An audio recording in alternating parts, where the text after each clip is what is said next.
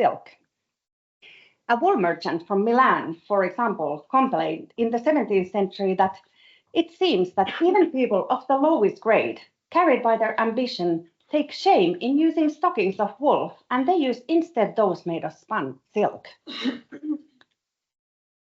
While artisan stockings were not comparable in quality to the finest stockings that we can see in these images, for example, knitted stockings worn by the ordinary men and women were treasured objects of novelty and fashion. Our records show that they were often dyed in bright colors and wide variety of shades that corresponded with the latest color fashions.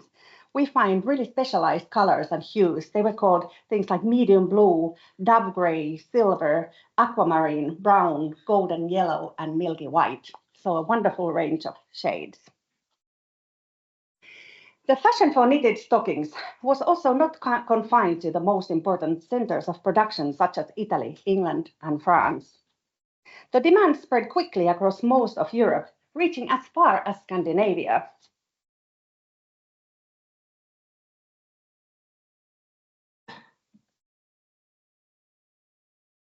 Okay, nothing happens.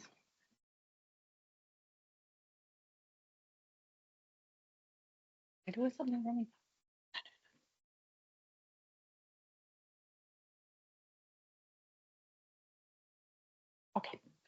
Okay, so we are now in Scandinavia. The King of Sweden, Erik XIV, for example, seems to appear in his 1561 portrait in tight-fitting stockings of red silk.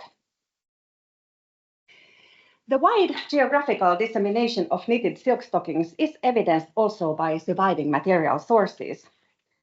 The mid-17th century hand-knitted stockings conserved at the Turku Cathedral Museum in Finland confirm that by this date, silk stockings had become a feature of dress also among families at the more peripheral areas of Europe. One beautiful and well-conserved example of these was found in the burial coffin of Elisabeth Bure, the wife of the Vice President of Court of Appeals. We can see it here on the right. Although it's not known where the stocking was originally made, surviving 17th century examples suggest that this stocking was similar in style and quality to some of the finest knitted stockings produced in England in this period. Fine hand-knitted stockings, such as that from Turku, were expensive fashion accessories. Silk stockings imported from Naples, for example, which was then a very important place of production for stockings, could cost as much as 7 scudi a pair, which was a sum equivalent to about 2 or even maybe more months of salary of a master craftsman. So the growth and importance of the European knitting stocking industry from the 16th century onwards has been noted by early modern economic and social historians. They have studied account books and guild records, revealing issues such as how the stocking industry was organized, or how raw materials were produced and then supplied to the knitters, and how knitting evolved in different parts of Europe and became partly mechanized with the invention of the stocking frame. Despite this valuable and extensive research done by economic and social historians, our knowledge of the actual stockings remains quite limited. We have relatively little understanding of their original visual look, colors, sensory qualities, and we know very little about the experiences that were associated with making or wearing early modern knitted garments. So what exactly was it that made stockings physically, materially, and visually so desirable in this period? And how and by whom were the stockings produced?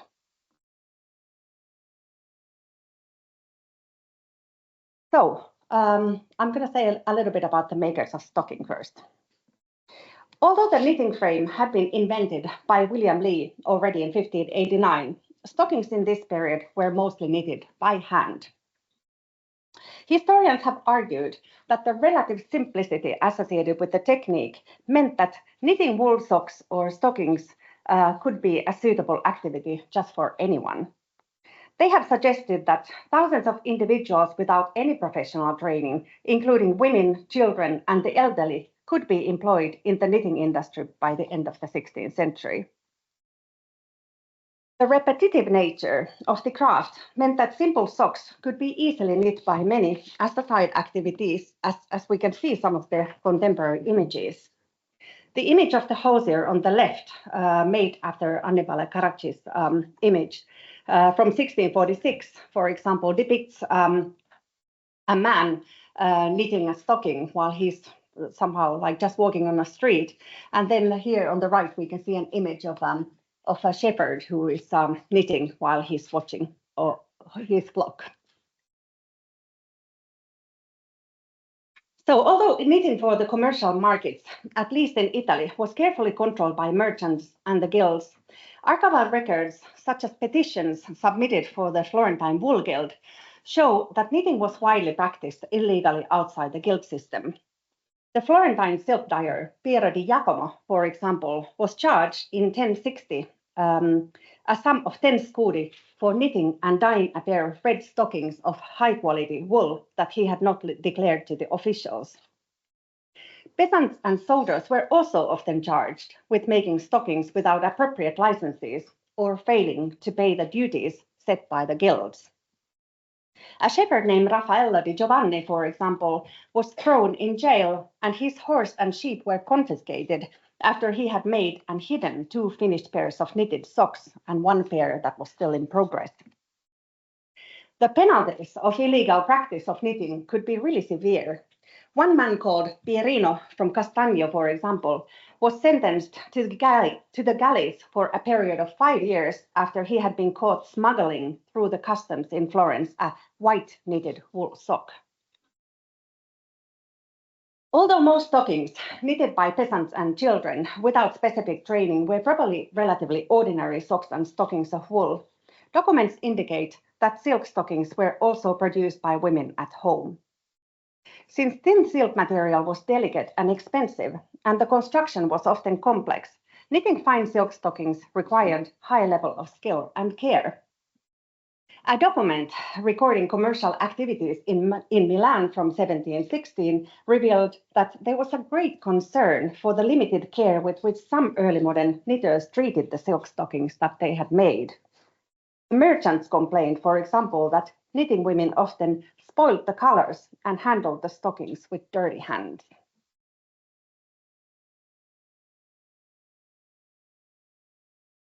So, while documentary evidence indicates that thousands of people in the early modern period knew how to make stockings, the actual making process and the skill required for knitting these historical stockings remain relatively unfamiliar today.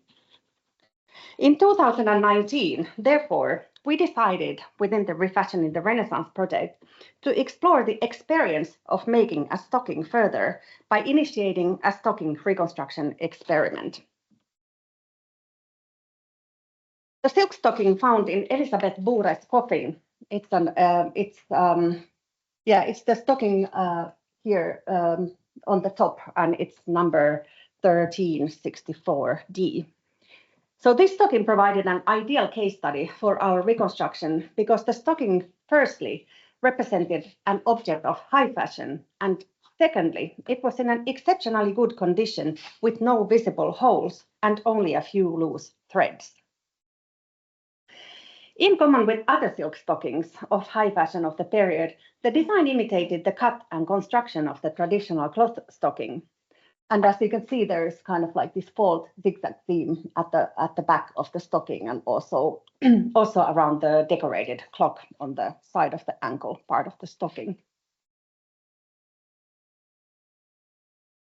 We started our research by a close examination of the original item. The length of the stocking measured along the back seam from the top to the bottom was 61 centimeters, and it contained in total over 900 rounds of tiny stitches of thin silk yarn. The knitting was incredibly fine. There was as many as 120 rounds or courses by 80 stitches per 10 centimeters, so extremely fine thin knitting. The stocking was knit in the round from the top down in stocking stitch, while all decorative stitches were made with purl stitches. And here, while I'm talking about these technicalities, I want to highlight that we did this technical examination together with Sophie, Pia, and some of the conservators and our knitters. And I don't know that much about knitting myself, so I'm just talking about what other people have done. So don't ask me too difficult technical questions about the actual knitting.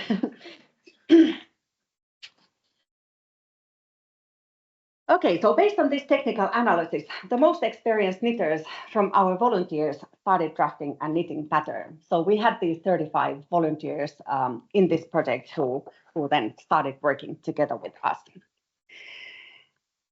The first step of our reconstruction was to investigate what type of silk material the stocking was made and to purchase a yarn that was consistent with the historical stocking. We carried out a fiber analysis of a small sample that we were allowed to take near the opening of the original stocking. And this was analyzed with SEM-EDX analysis at Aalto University Nanomicroscopy Lab. The results showed that Turku silk stocking was made of fine, slightly twisted Bombyx-Mori silk filaments, and this was the finest silk available at that date. While our knitters kept working on the pattern, we began to look for a yarn that would resemble the original Bombyx-Mori silk. One of our immediate difficulties was that Bombyx-Mori silk is not available commercially anymore because the production was entirely destroyed in Europe between the 18th and 19th centuries due to the Pebrina epidemic that made infected silkworms unable to produce silk thread. So all the silk that we actually get today, like if it's made of Bombyx-Mori silk, it's all imported from China. In the summer 2019, however, we were fortunate to discover, with the help of Sophie, that a small cooperative called Embodied had recently established an experimental small silk farm near the village of San Floro in Calabria. Oh, I forgot to show. Here's the pattern that the knitter started to make, and this looks extremely complex, and it was an extremely complex pattern, but we have asked some of the knitters to make a more sort of accessible and easier pattern, and this is found on our website. So if you want to knit the stocking, you can download the pattern from our website, but maybe you should listen to the talk first and then decide. Want to go for that. Yeah. Okay, I've forgotten to move my slides. Here is the SEM-EDX analysis, and now we are at Embodied.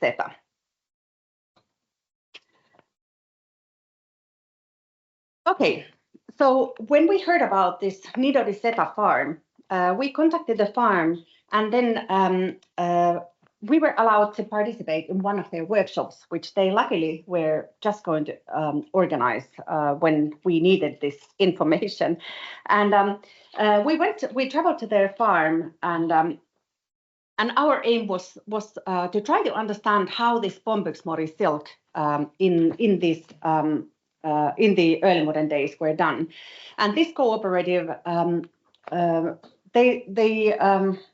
they had established this silk farm amongst this like centuries old mulberry garden, and they had read some books and really tried to find some of the local ways how silk was made. So they were still kind of producing silk in very simple ways and in very local ways, and we believe it's probably quite close to how they have done that for centuries.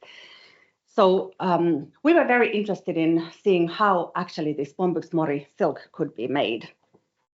And the process is, you can see some of the images here, but simply the process is that you put the silk cocoons into warm water or hot water, and then you brush them a little bit, like to get the kind of glue, like sericin, somehow a little bit out, and then you start pulling the silk cocoons, and then you reel them together. And here's Sophie doing some of that work.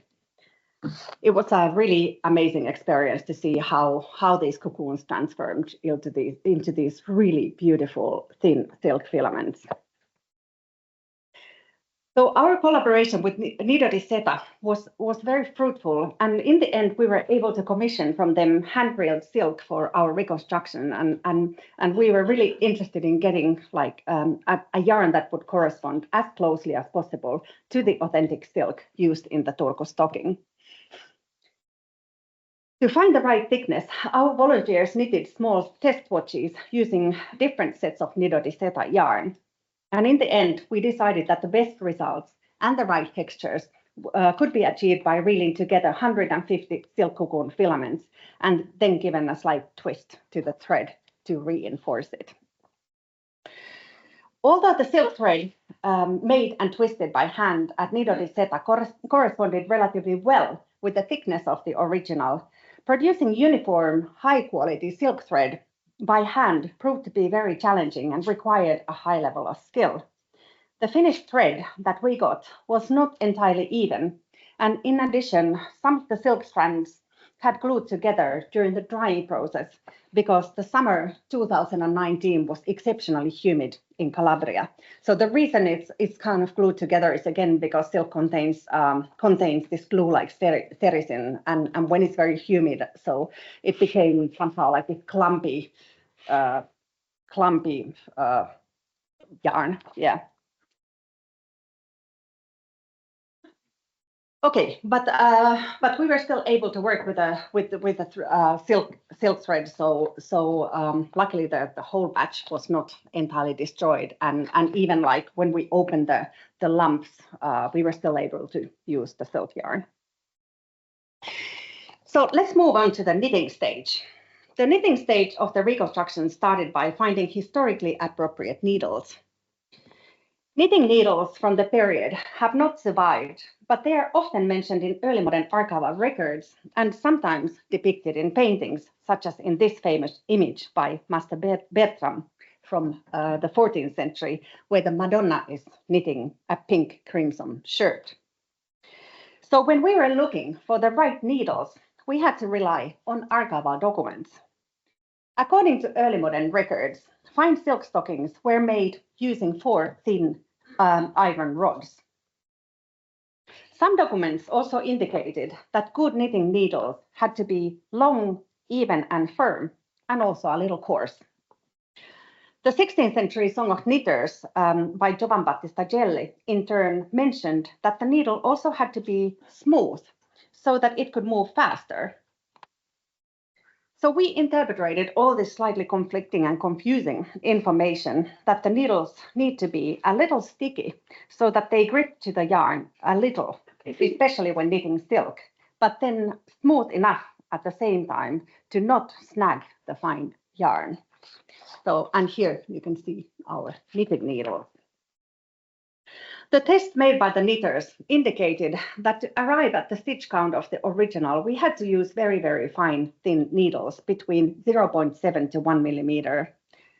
And for the reconstruction, we then selected a set of 5 double-pointed steel needles with a length of 10 centimeters, which were characterized by a very slim point at the end and good sliding property. And I have the needles here.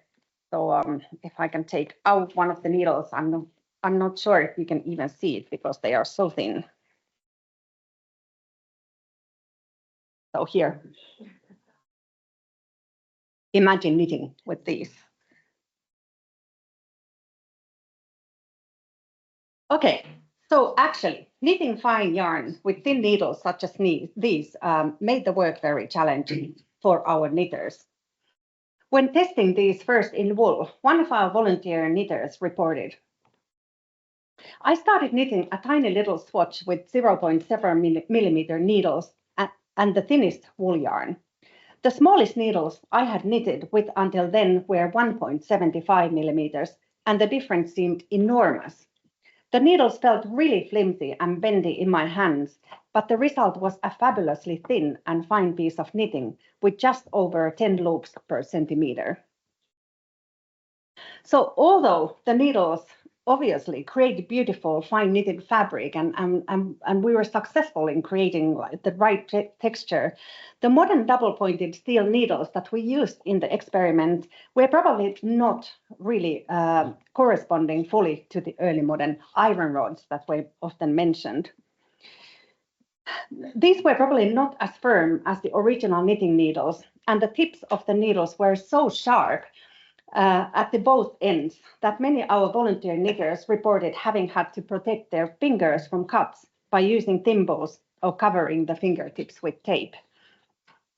One of our knitters wrote in her notes, "After 2 hours of knitting, my right hand was tired and the fingertips were very sore." Others found that our needles were too smooth. The stitches tended to fall off at the pointed ends of the needles because the needles were so slippery. One of the participants reported that one of her needles broke in two on row 160. The thin needles, fine yarn, and the level of detail made knitting fine silk stockings such as this from Turku extremely time-consuming. In his Dizionari delle Arti dei Mestieri, written in 1768, the author Grisellini claimed that the hand knitter needed a month to knit a pair of silk stockings. Although historians writing on early modern stockings seem to think that such estimates are major exaggerations, the reconstruction of the Turku silk stocking suggests that Grisellini's estimation was probably relatively accurate.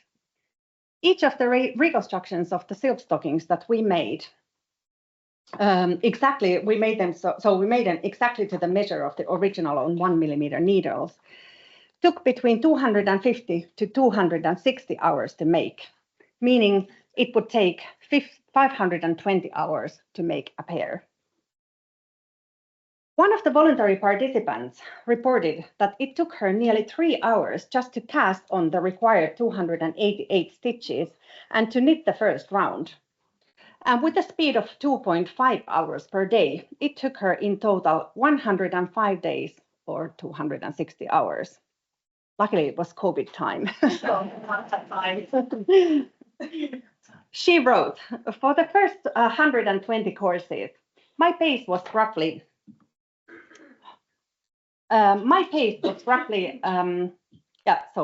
For the first 120 courses, my pace was roughly 30 minutes per course. As the stocking progressed slowly but surely, I managed to pick up a little speed. Normally, I'm a fairly fast knitter, but with the bendy needles and tiny stitches, it was impossible to knit without concentrating all the time. No flow like with a normal sock, just toiling away, focusing on the knitting." Another knitter reported that the speed of her knitting for the leg part was between 20 and 30 minutes per course in natural daylight, but the work progressed much more slowly when it was dark and she had to knit in artificial light. Some found it especially slow to knit the decorative clocking pattern because, as one of the knitters said, it was difficult to follow the pattern at the same time as she had to keep the tiny pearl stitches tight. And imagine losing some of these stitches. I think all our knitters found that it was like a real nightmare if some of these stitches are dropped and then you have to try to get these tiny stitches back on the needles. So even considering that the early modern professional knitters were probably able to knit much faster than our knitters, all of whom were experienced and highly skilled, but they were not professionals, it's unlikely that even a skilled early modern hand knitter would have been able to produce multiple pairs of fine silk stockings in a month. The labor-intensive process of knitting silk stockings is also supported in contemporary archival sources, which indicate that the labor costs of fine knitted stockings were high. The surviving account books of Niccolo Capponi, who was a member of one of Florence's oldest and wealthiest families, show that, for example, on 1st August 1571, he paid a professional knitter, Antonio Bernardo, 14 lire for making a pair of stockings of local silk, and another 13 soldi and 4 denarii for processing and finishing them. The cost of the labor is equivalent of more than 2 weeks' salary of a very highly skilled master artisan. Due to the time-consuming process of knitting stockings, it's possible that the labor was divided between several knitters so that the repetitive parts might have been knitted by children, elderly people, or workshop assistants, while the technically more challenging parts that contained many decreases and increases were completed by the more experienced and skilled knitting master. A technical examination of the Turku silk stocking showed that there is a change in the pattern of the false zigzag back seam at the height of the clock, which may indicate then that the stocking was knit by more than one pair of hands. So we can really see that sometimes in the stocking that somehow the hand knitting style and hand knitting changes. So now we come to the final stages.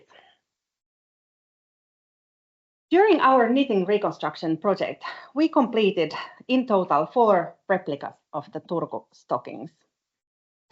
The finished silk stockings were at first really rough and bulky because they were made using degummed silk yarn in order to make the knitting easier.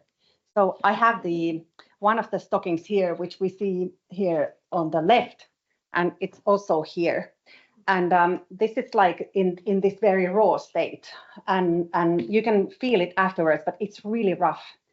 And the reason we decided to use silk that was still had the sericin on was that all our knitters thought that it's much easier to knit when it's rougher. So if the silk is degummed, it becomes so fluffy somehow that especially with the sharp needles, it was very difficult to knit.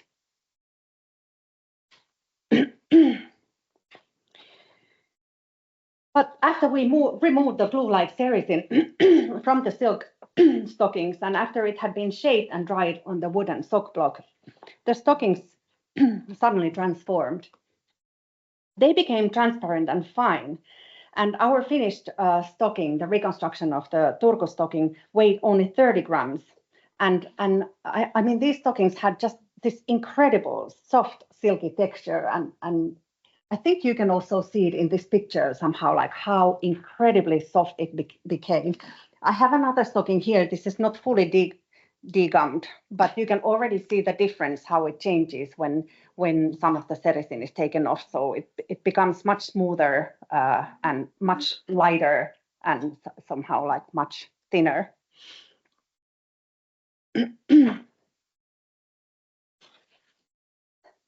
Okay, and what we were also really surprised to find with the finished stocking was that remember the yarn that I showed you, it was clumpy, it was a little bit uneven, and somehow like the quality of the silk yarn was not so good.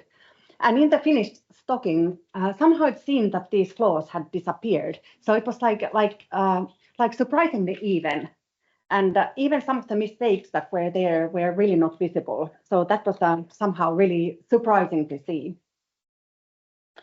At the finishing stages of the reconstruction, we wanted to bring some of the original colors back to life. An analysis of the color runs of the Turku silk stocking, which we made in Netherlands, or had made in Netherlands, showed that although the present color is a dull brown, the stocking had been originally black, which was like a color of high fashion in this period. So black is a really difficult color to dye traditionally. And according to the dye analysis, the Turku stocking was dyed using the so-called lasagna method. And I tried it once. I participated in a black dye workshop in Netherlands. And it's a very lengthy process. It takes about 2 weeks to prepare the dye solution, and then also like our lasagna didn't work very well, so it didn't become actually very black. So because the method was so complex and we really wanted to get a good black for our stocking, we decided not to use the original method, but instead go for logwood, which was a new dye stuff in the period imported to Europe. And logwood is a wonderful dye stuff in the sense that it really creates beautiful black. Here are some of our color samples that we did for the logwood black. We used standardized historical recipes for this, And here you can see the result on the left. This is our reconstructed, the reconstructed Turku silk stocking, and the color was beautiful, and you can also see it here. So this is the black, and even though this is now dyed a couple of years ago, but it's retained the color quite well. The downside of logwood is that when it's used, it's not very resisting light, so it becomes shaded very easily. Okay, good. So yeah, so I can put these out here, all these stockings afterwards. You can come and see. And we were actually quite pleased with the results because if we look at the stocking, it's very thin, and some documents say that it was especially this thinness and this kind of transparency that made stockings, these silk stockings, very, very fine and very desirable, and the feeling is lovely, like against the skin. So I found this image in the middle, which is by Jacopo Coppi, and I think our stocking looks quite much like his stocking on the table, so I was really pleased. I tried to find this painting and use it in my publication, but the painting seems to have completely disappeared, so no one knows where it is, but luckily we have a picture of it here. Okay, so let's see where I am. Okay, so we also dyed some of our stockings in other colors, such as gold and yellow, as we can see here on the right. And I have it here also. I can show it to you here in live. So the color is stunning, and the reason why we chose this color is that this kind of golden yellow, this is dyed with fustic, was one of the quite typical colors for stockings that we found in our documents. So it was a really like a way to bring to life some of these colors that we found in our records. And these are all dyed using historical recipes like those from the Plicto, a little bit like Ulinka was talking yesterday. Okay, since silk was treasured not only for its look, but also for its sensory qualities, the very final stage of the experiment was then to try on the stocking and to experience how it felt on the body. This is our coordinator's Pia foot. Although we cannot, as Sarah Bendall notes, accurately capture all the nuances or sensations or ideas of comfort in the same way as people 500 years ago, 3 members of our team who tried the delicate knitted silk stocking on agreed that the instant bodily sensation of wearing this fine knitted silk next to the skin was incredibly light and soft, and provided just this ultimate sensation of comfort. It was so comfortable, so soft, so luxurious. Although a reconstruction, as Jenny Tiramani has rightly pointed out, is an act of interpretation and never a precise copy, what made our experience of wearing, touching, and looking at the reconstructed silk stocking uniquely close to the authentic is that the actual silk material was produced by hand using the same breed of silkworms and the same methods and simple local tools that were used in silk production in Italy already in the early modern period. Even the mulberry leaves that were used to feed the silkworms originated from trees that have been growing on the Calabrian soil for centuries. So what kind of knowledge is that? Authenticity in reconstruction is unattainable. Hilary Davidson has summarized the challenges in the following way. Even if fabrics handwoven from natural fibers are used, modern threads are spun by machine and are more even than threads spun before the Industrial Revolution. The uneven quality of hand-spun threads reflects light in a way that regular machine-spun threads cannot. The tension of the spinning and the thickness of modern sewing threads made from natural fibers also vary from those made by hand or earlier machines, so that even if the stitches are copied, the effect cannot be exactly the same. In the case of our stocking reconstruction, all of this is true. However, the historical accuracy associated both with the silk material itself as well as the way it was produced meant that our visual and physical experience might have been little less distorted by the difficulties usually associated with the pursuit of authenticity in reconstruction. So, to conclude, the growing popularity and aesthetic appreciation connected with knitted stockings is evident across 16th and 17th century historical, visual, and written evidence. But bringing them to life and learning about making and wearing knitted stockings by observation, hands-on experimentation, and bodily experience allowed us to gain access to the sense of visual and material splendor of early modern knitted stockings in a way that cannot be really found or captured in books, archival sources, or visual images. This material and experiential knowledge, combined with evidence from traditional historical sources, made it much clearer for us why stockings were so highly prized and why both high-ranking and some of those lower down the social scale were prepared to spend their savings to own at least one pair of silk stockings of fashion. The visual and material elegance of the stockings, their look, their physical form, their colors, the elasticity, and the value of labor also made it much more understandable why the 16th century Queen of Elizabeth of England, having tried knitted silk stockings on for the first time in her life, declared, "Henceforth, I will never wear more stockings of cloth." The reconstruction is just one of the Refashioning the Renaissance project's experiments to illustrate how remaking can be valuable for recovering knowledge of the lost or damaged garments and techniques of making.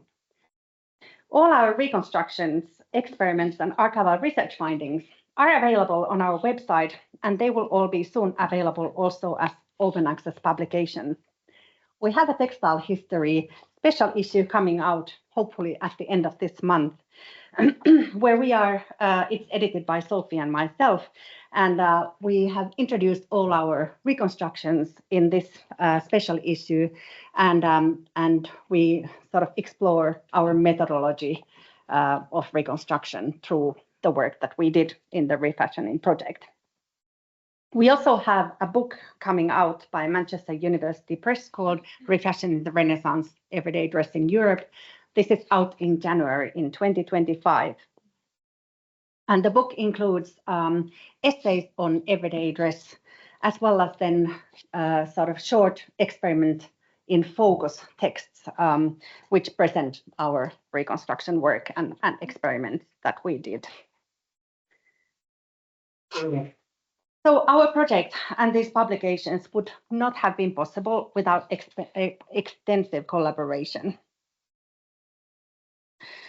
They are a result of an extensive co-work between our Refashioning team members and numerous collaborators, including academics, conservators, scientific technicians, expert citizen makers, and craft specialists.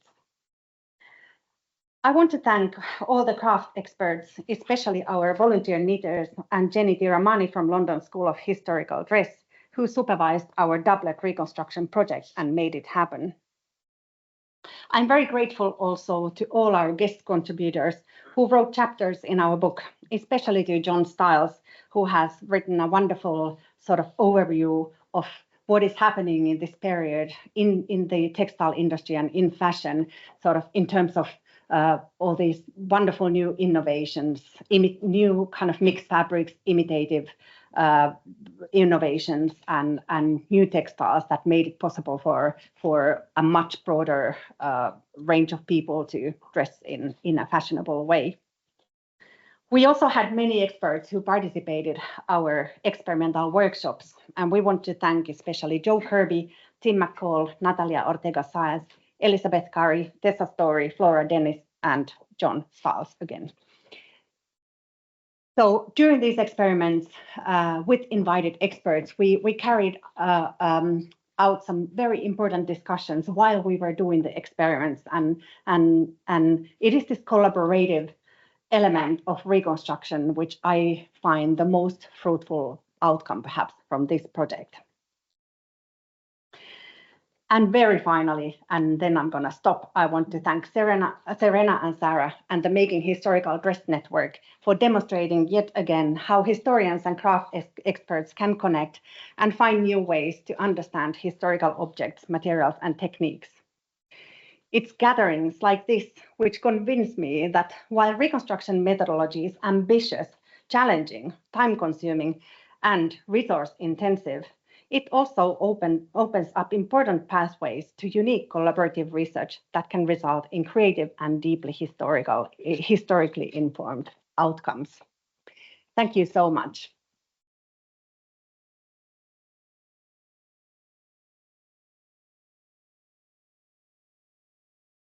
So much for that amazing keynote and some ending on that fantastic point about collaboration, which I think has been something that's been coming up quite a lot throughout the conference in our different papers. So we have just under 10 minutes for questions. So Liz. I've got a question from online from a student asking, thanking you for a wonderful talk and incredibly interesting research, and asking to know how, as a student, one can get involved with this kind of research. That's a good question. As a student, I think the best way is, if possible, to participate in these kind of events and then try to get involved. Perhaps it's possible to involve as a volunteer in some of these projects, and also sometimes we are looking for research assistants or somehow like research collaborators in these projects. So I suggest just get in touch with the people who are doing whatever you're interested, and then we'll see there. But we also really got a lot of questions like, how can we be involved in this refashioning project, and so it was a little bit difficult because of the way the university works and everything. So but we would love to involve students more into these projects. On there, then That was amazing. I've got one very quick question and then another. I didn't catch the name of the author of the Song of Knitters. It was Giovan Battista Gelli, I think. Sorry. Giovan Battista Gelli. I can write it down for you. Yeah. The stockings that are embroidered or embellished at the top rather than at the heel. I actually I haven't. Like, I don't remember. I mean, it's quite typical that they are like embroidered somewhere like around the ankle part, but at the top, I think maybe not, because like I also think that because like they need to be attached somehow and worn with garters often and things, it might be a little bit like tricky to put the embroidery there. But yeah, but I cannot be sure.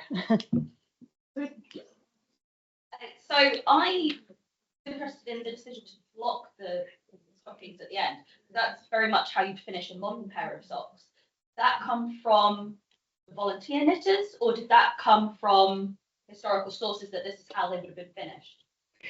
It came from historical sources. I've seen images of these wooden blocks, and we also had collaborated with another project from Netherlands who has also done a silk stocking project, and it was very useful for us. And they were also using a stocking block. So I think this was the way how, and they are sometimes listed in our documents. So I think this was the way how it was done.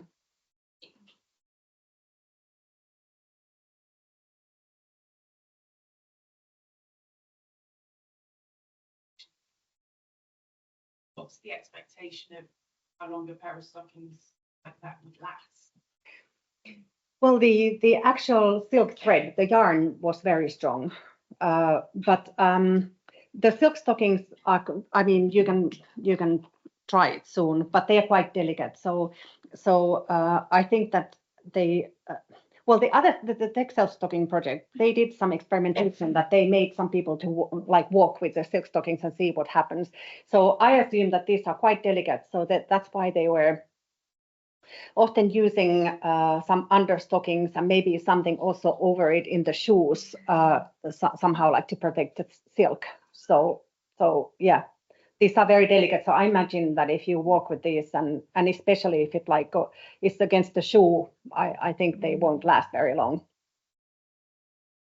Students' wages.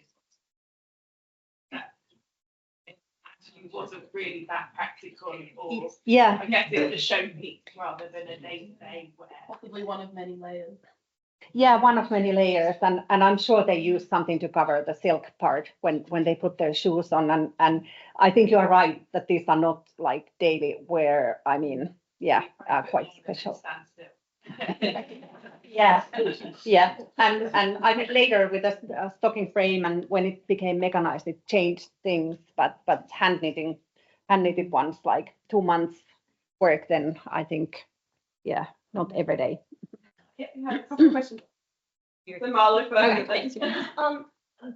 To tie into one of the previous questions, I was really interested in the relationship between stockings and garters, and if in your research you saw that sort of play out in either the manuscript material or in the process of doing your reconstruction, how you found sort of the experience of pairing silk stockings with different garters and whether or not they could be sort of created in tandem with one another. Really, it was sort of a mix and match type of process.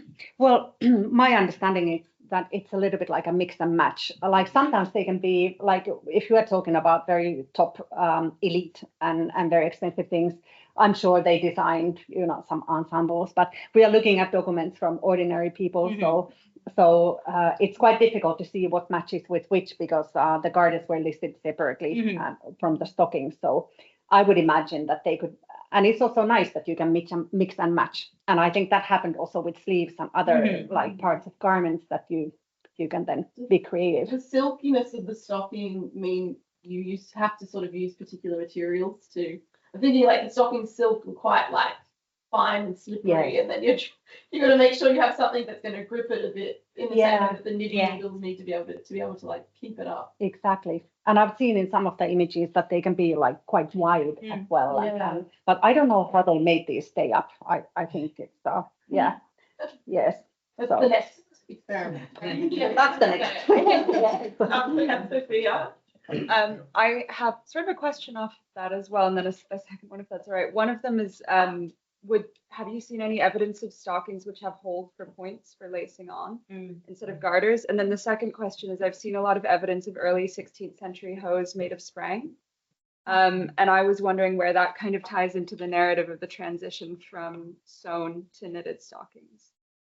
What is this word you said? Made of what? Sprang in German. Sprang. It's basically, it's like it's not too different from macrame, I think. In the Okay. It's like it's often used for bonnets and things, but there are like patterned hose made from it in the beginning of the 16th century. Yeah. Yeah, It's I haven't seen your first question. I haven't seen holes, and my understanding is, I'm not a specialist in this, honestly, and someone can correct me, but that you could somehow like put something like you can tie these and then with a string or something, and then you roll them like this. In our period, they used garters, and I think it was only earlier, like with the cloth stockings and with the long stockings, that you really like you needed the holes to attach them somehow. But yeah, I haven't seen any holes in these stockings, and I don't know the answer to your second question. Sorry. Time for one more quick question. So I don't know who has their hand up. I was just interested when you were doing your research on various examples, and if they were an object that wears out quite often, if you and if there's any interest. Yeah, I'm sure they repaired these. Do you remember, Sophie, if there were any places in this Turku stocking that they have repaired? There were no repairs in the Turku stockings at all. Yeah. I mean, to be honest, I don't know how much they were worn before they were put on the body. They were pristine. But do you remember in Denmark we saw some repairs? Yeah. Danish examples. Yeah. So that, I mean, darning, of course you would darn with either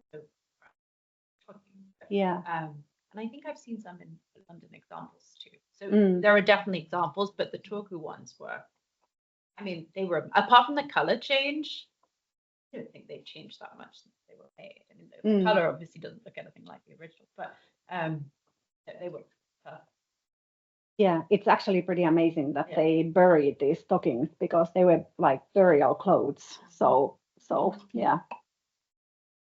Awesome. Thank you so much. Thank you. Thank you again. Paula. Thank you, and you can come and see the stockings here if you want. I also have some tools. Sorry to tear you away. However, I'm very excited to tear you away for this reason for our two excellent middle keynotes, which happen to be our also excellent organizers. So I'm just going to say, can we take a moment to say thank you for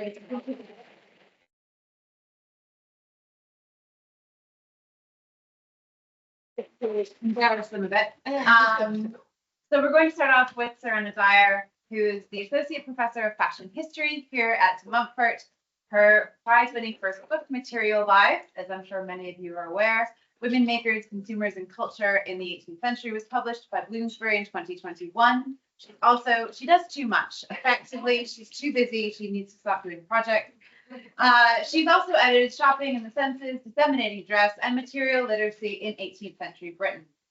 And she's presented in English Heritage Fashion through History Series. She regularly appears on BBC Radio. And her second book, Labour of the Stitch, which I'm also hopefully sure that you are all lovingly aware of, was published with Cambridge University Press in 2024. And her next book, again, does too much. Georgian Fashion, Britishness and Dress in the 18th Century is under contract with Yale. So we're really excited for her to write that. And yeah, she has to write it yet. So. Yeah, it'll be fine. You have the writing baton. It works out. Thank you, Liz. And also just wanted to say that so this was originally meant to be a keynote workshop with Sarah Woodyard, who very sadly can't be with us. So we are last minute getting to present some of our research. So we're sort of grabbing bits of why we're interested and why we brought this network together and how this links into our personal interest. So, hands made clothes in the 18th century. Each seam repeated the same steps. Fingers would snip a length of thread, run it through a block of wax, then deftly insert the tip of the thread through the eye of a needle. To prepare for the next task, the middle finger on the dominant hand would don a metal thimble, the only protection provided to the stitcher through this process of manufacture, before the sewer plied the needle up and down through the garment in production, thrust forward by that thimble finger. The sewing project at hand had been cut out with scissors and pinned into place. This small array of tools, needles, pins, scissors, thimble and wax were the sole necessities of an 18th century sewing box. To the modern sewer, this is an astonishing dearth of implements. To anyone familiar with commercialised and mechanised cultures of sewing, involving sewing machines, overlockers, paper patterns, and an army of tiny sewing tools, or the industrial scale of the modern garment workshop, the relative reliance of the 18th century sewer on their hands is remarkable. Every extravagant silk gown, each petticoat, and all shifts were constructed the same way, by hand. So as part of Labour of the Stitch, the monograph that I wrote for Cambridge University Press that was out earlier this year, I reconstituted, to chuck in another re-term, because of course we need more, the skill of the sewing hand. Fragmented and scattered, degraded and damaged across the remnants of contemporary garments, I suggest that it's by turning our own hands to making that it's possible to rebuild or to recreate the habits and practices of the 18th century sartorial hand. Confined to the backrooms of mantua makers' shops, genteel parlours and the dwellings of the poor, the dexterous hands of women's garment makers, both professional and amateur, have been historically overlooked, or worse, scorned as unskilled and insignificant. This dismissal, the blame for which lies with a range of factors, from gendered struggles with the tailoring trades to broader issues around the framing of women's labour, has cast the manual skill of women's garment making into the shadows of the grand historical narratives which have dominated the study of 18th century England, so things like industrialisation. Bless you. During the later 18th century, the scenery of England altered radically. England's rolling hills and agricultural landscape were peppered with smoke-puffing factories, and its cities grew exponentially. The behemoth that was urbanised, industrialised England drew the focus to the industrial innovation and global trade around textiles. Its innovations, such as the spinning jenny, hello John, eliminated the need for the spinner's fingers. The industrialisation of textile manufacture actively aimed to reduce the need for hands within production processes, as it attempted to replicate or imitate their skill in mechanised form.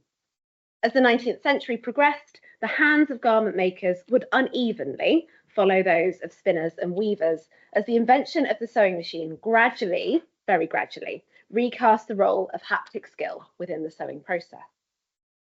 But the hand retained an artisanal supremacy in the making of fashion in the 18th century, which has been eroded and muted by the insidious fog of industry.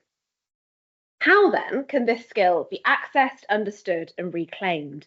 How can the many busy hands which stitch to clothe literally every body be reanimated? The examination of extant garments is, of course, a first step, but this knowledge is fragmented. Reused and remade, recycled and altered, extant garments have rarely survived 300 years in attics and wrapping up boxes unscathed.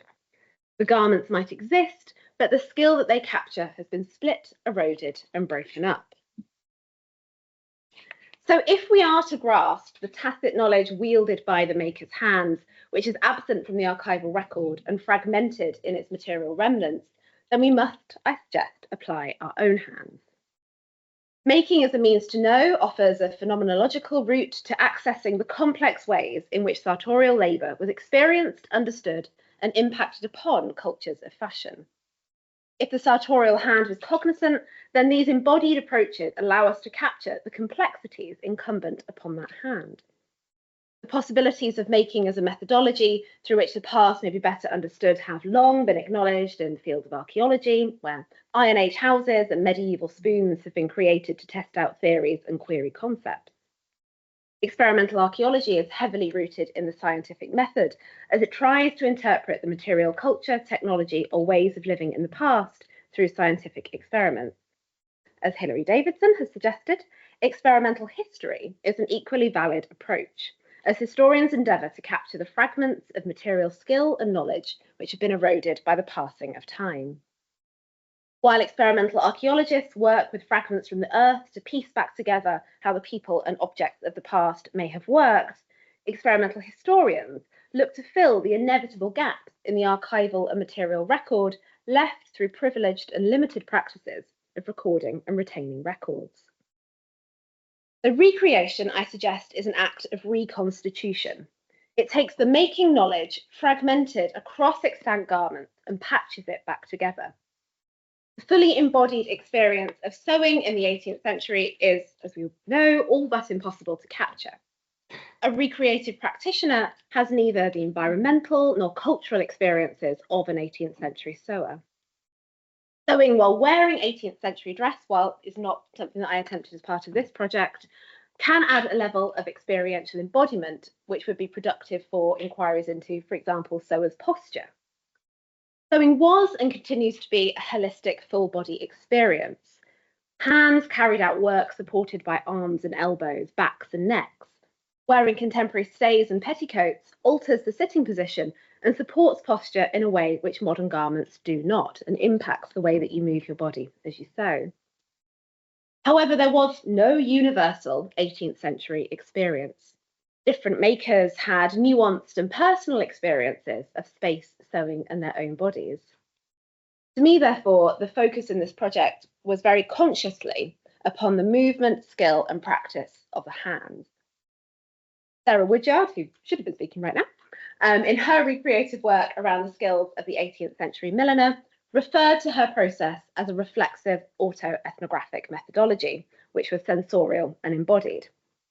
Similarly, my project was engaged with the movement and practice of my hands in this way, how the fabric folds and moves, how I need to manipulate my fingers to cause the fabric to fold as it needs to, and the various rhythms and gestures which make up the patterns and pulses of sewing hand movements.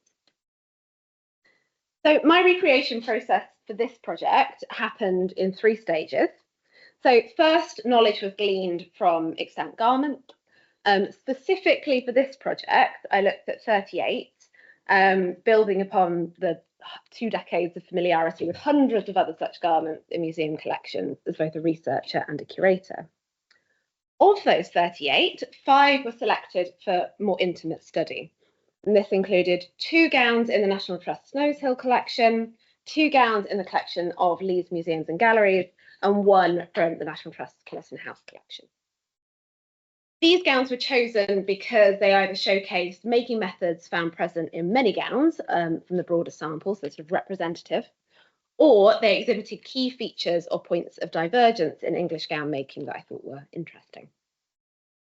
Although the provenances of these gowns are loose, this selection also represents a geographical spread across England. As part of the object analysis process, each of these garments was closely examined, photographed, patterns, notes and drawings were taken. The knowledge built up from these gowns was also supplemented by the research of numerous other makers who have similarly sought to recapture 18th century making knowledge.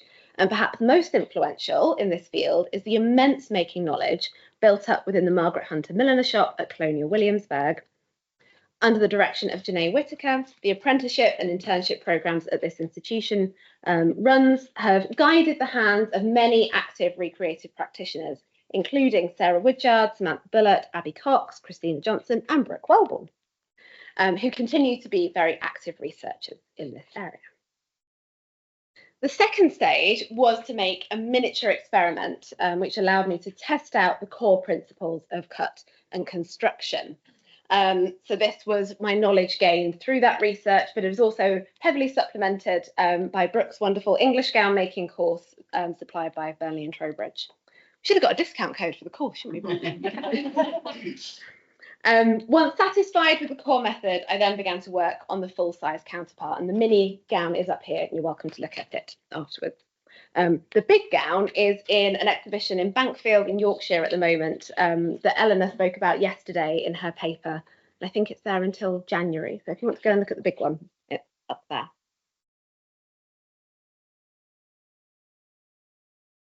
Made to fit my own body and following features amalgamated from approximately 38 extant gowns of this style, so the English gown or nightgown from the 1760s, my big gown is not a replica, it's not a reconstruction of any particular extant garment. Instead, it pieces back together fragments of sewing knowledge retained within this plethora of extant garments. In making it, I echoed the creative processes of 18th century makers, making decisions about trim and fit informed by observing contemporary garments. My process took into account the responsiveness and creativity of the sewing hand, as well as the needs and distinctiveness of the body it clothed. The echoes of immense making knowledge, lost to time in transient moments of creation, begin to re-emerge through the movements and practices of my own making hands. The object, rather the garment, as a central focus within studies of dress and textiles is widespread within the field. But recreation, I suggest, takes this even further. Instead of looking at where a seam holds a particular garment together, it allows the researcher to question how and why the maker decided to place and work a seam in a particular way. Procedural questions like how a hem was worked or the order of construction can be answered, as well as deeper inquiries into the cultural dimensions of sartorial labour. That tacit, embodied experience of the maker springs forth through recreation, connecting making hands across the centuries. A fundamental aspect of Michael Polanyi's writings on the tacit is that we know more than we can tell.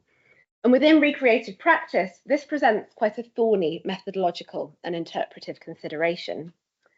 Acting as both researcher and research subject, the recreative practitioner may uncover more knowledge, experience, and understanding than it is possible to translate into written forms. The very problem that recreative researchers aim to solve, how the making of the past can be translated from its tacit state, can be perpetuated in that process of conversion from experiential affect to comprehensible prose. The knowledge generated through recreative practice is intensely personal and always partial. As Richard Sennett has suggested, demonstration is a vital form of training, but is often lost in text. To present such tacit knowledge in a lucid way, which a non-maker might understand, poses unique challenges. So the images on this slide, essentially or a selection of the step-by-step photos of the making process, probably means very little to anyone else without some explanatory commentary of what you're looking at. Woodyard's approach to this issue was an autoethnographical process of filming, research diary, and interviews with a colleague.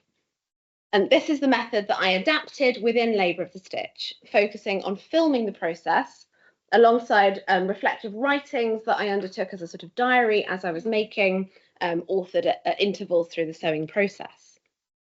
This capture of the making process, I could then sort of step back from it and critically examine it in the prose of the volume, taking into account both the bodily movements captured on film and the maker's musings and observations. This approach, as Nithikal Nimkalrat has observed, offers a way of thinking through the hand manipulating a material by logically thinking through the senses. The hand in this process becomes a site of cognition, feeding back and enacting its labour upon the fabric. Writing as a creative practitioner, Nimkalrat goes on to argue that, quote, the craft work of an artist is not secondary to thinking or the intuition of the artist, and they are not separate acts. Body and mind are so frequently divorced within Western philosophy, which detaches mental, intellectual, and emotional capacities. Recreation and an autoethnographic approach to its interpretation work to reforge the conceptually severed links between cognition and the body. Knowledge and skill reside in the hands and body as well as the mind. Repeated processes such as the easy rhythm of a needle pushed in and out of the fabric to form a running stitch are enacted instinctively.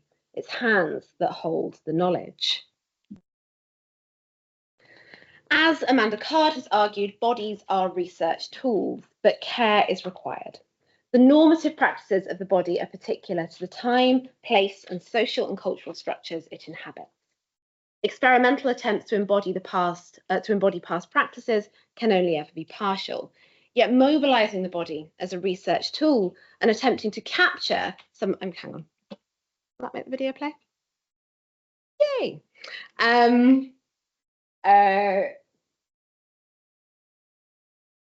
Yet mobilizing the body as a research tool and attempting to capture some sense of gesture, movement, and practice reveals slivers of information about the past, which are absent from other modes of historical inquiry.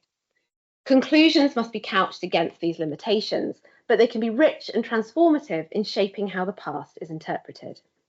In another experiment, for example, I have worn stays while stitching a gown and found that the supportive nature of the stays eliminated the back pain that I felt when the same tasks were carried out in modern clothing. And as Brooke has now informed me, I have a slightly hunched back, so now I know why that is.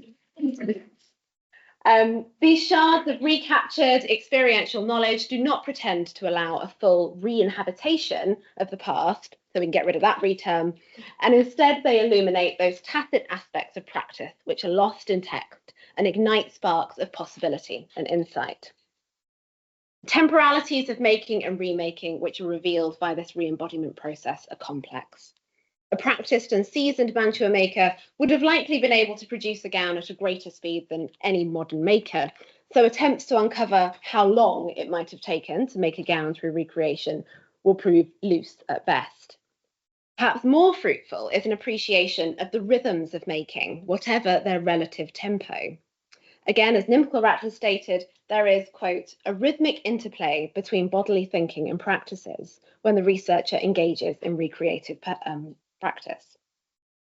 One of the terms frequently repeated throughout my reflective diary was rhythm. The pace and beats of that rhythm were fluid, but there was a pattern and an ebb and a flow between different stages of making. This rhythm was articulated through gesture, piercing the fabric with the needle, followed by the stretching of the arm as it draws the thread through the textile, or the gentle easing and smoothing of pleats with the twist of a wrist. Attached to this rhythm was a dominant emphasis on efficiency.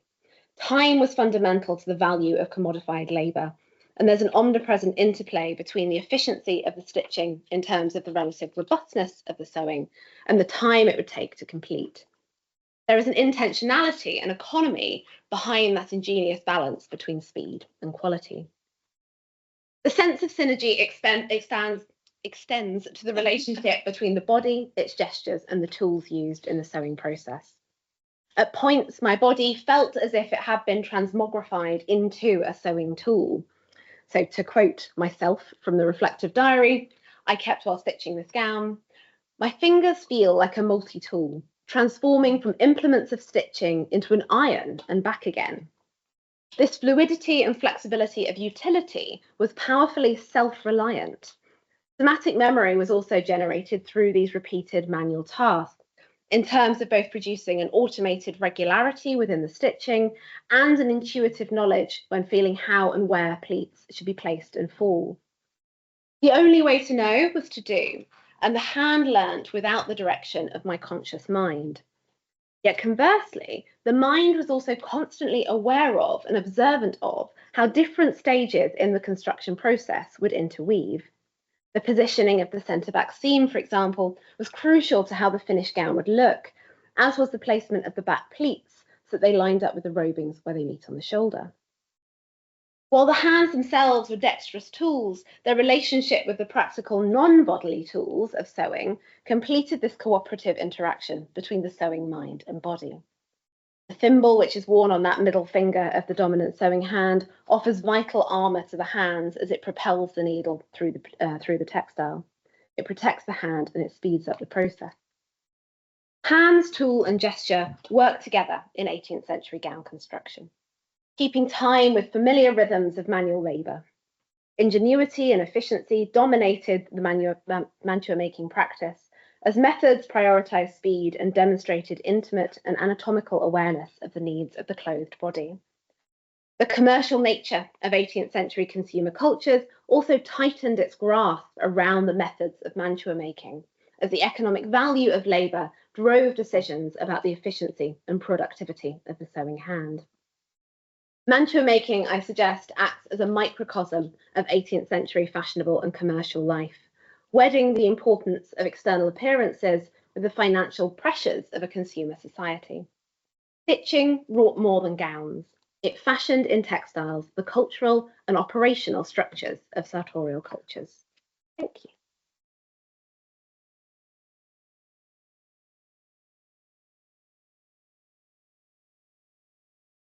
Thank you very much. Our second organizer and speaker today for this joint keynote is Sarah Bendall. Sarah, I'm going to let you do the tech and I will do the intro. Sarah is a material culture and gender historian specializing in the production, trade, and consumption of global commodities and fashionable consumer goods between 1500 and 1800. She is senior lecturer in history at ACU, and she's the author of Shaping Femininity, Foundation Garments, the Body, Women in the Early Modern, apologies, which was published by Bloomsbury in 2021. Again, if you don't already have this, please go buy it with the very nice discount code that Bloomsbury has given us. So again, we have this very, good. She's currently working on her second book, which I think all of us are really excited about, The Women Clothed the Stuart Queens, which is also under contract with Bloomsbury, as well as a project on whaling and fashion, which again, all the exciting things. So I'm really looking forward to that. So please welcome our second speaker. Thank you. My head is like very deep into late 17th century fashion, particularly at the moment. But the talk I'm going to give today is about some work that I've been doing on and off for a couple of years now, and I just need to actually hurry up and finish it and publish it. So it is born out of the research that I was doing for Shaping Femininity, but looking at very different things. So I think something that Serena and I were talking about, some of the questions that have been coming out of the different workshops, is why we decide to do recreative practice. and sort of the especially as obviously trained historians, like the historical questions that drive why we turn to this methodology. So in Shaping Femininity, one of the questions, well, the main question was basically all of these men writing about women and their experiences in these garments. Are they true, and how can we try to unravel some of that, which is so tied in with misogyny and cultural ideas of bodies and women. So in Shaping Femininity, my approach was very much recreating garments, surviving garments in their exact size, dimension, shape, using materials as close as I could get to the original. And then basically a bit of like Cinderella and the shoe, finding people who would fit them, to, I guess, learn a bit about the people who had worn them in the past, but then also to test ideas of movement and restriction. So it didn't involve necessarily interviewing people, because obviously, you know, recapturing embodied experiences from the past is very difficult if you have not grown up wearing a pair of bodies or stays your whole life. So I was more interested in the actual physical limitations of these garments, and then the way that we could interrogate what is being said about them and the women who wear them. But in this project, I've come to this out of questions from my whaling and fashion project. So in that project, I'm looking at the use of whaling materials in fashion from about sort of the mid-16th through to the mid-18th centuries. And in particular, I was very interested in the different types of stiffenings that whalebone replaced. And so in order, I felt like to understand why whalebone replaced certain things, especially when it is, you know, a foreign import, and throughout the 17th century, the prices fluctuate, but, you know, it's not as cheap as a heap of grass that you can go and grab yourself. So, but it's very clear that bents fall out of the archive and whalebone comes in, and, you know, now we say boning a garment, we're boning a garment, even though we're not using whalebone anymore. In the 17th century, often they're saying they're benting garments with whalebone. So they're still using this terminology. So anyway, this is my attempt to understand what bents are, because as with many English words, it's extremely vague. So I will sort of get into it, but these, I guess, are the background questions driving my experimental history approach. So bents is a collective name given to types of reeds and grasses that we use to structure the hoops of things like farthingales, the sleeves and shoulders of garments, and even the bodices of gowns. Although the use of a material known as bents in fashion was ubiquitous in the 16th and early 17th centuries, historians have frequently noted that the use of this material, there's been little attempt to pinpoint what exactly these types of grasses and reeds were. So descriptions of bents have ranged from reedy stems of grasses grown on sand dunes to a type of stiff hollow reed-like grass.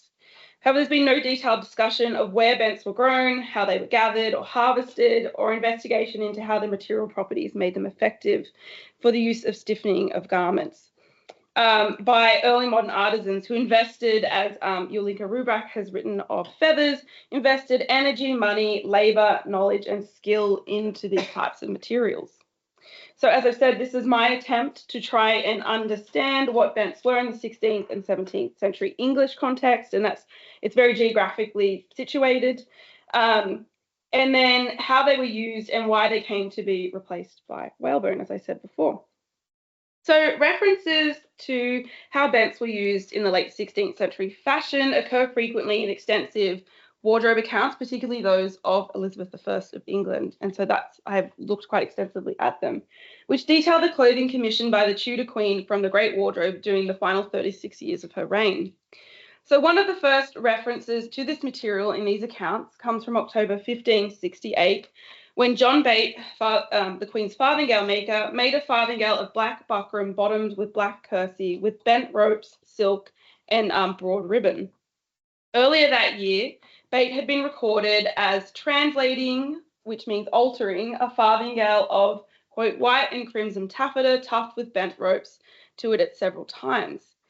In both these examples, bents were mentioned in relation to ropes, indicating that these grasses had been used to make a rope, which then formed the hoops of this structured underskirt. So grasses or plants like hemp were commonly used during this period to create ropes, and so it sort of makes sense that bents might also have been used for this function in clothing. So the ways that these ropes were formed is visible on a 16th century farthingale from Spain. So this surviving example shows that bunches of bents were gathered together with thick string until they formed long ropes that were then made into hoops. And I should obviously give a shout out to the School of Historical Dress, because a lot of, they've been Jenny Tiramani has been the one who has looked at this in a lot of detail, and it's in Patterns of Fashion 5.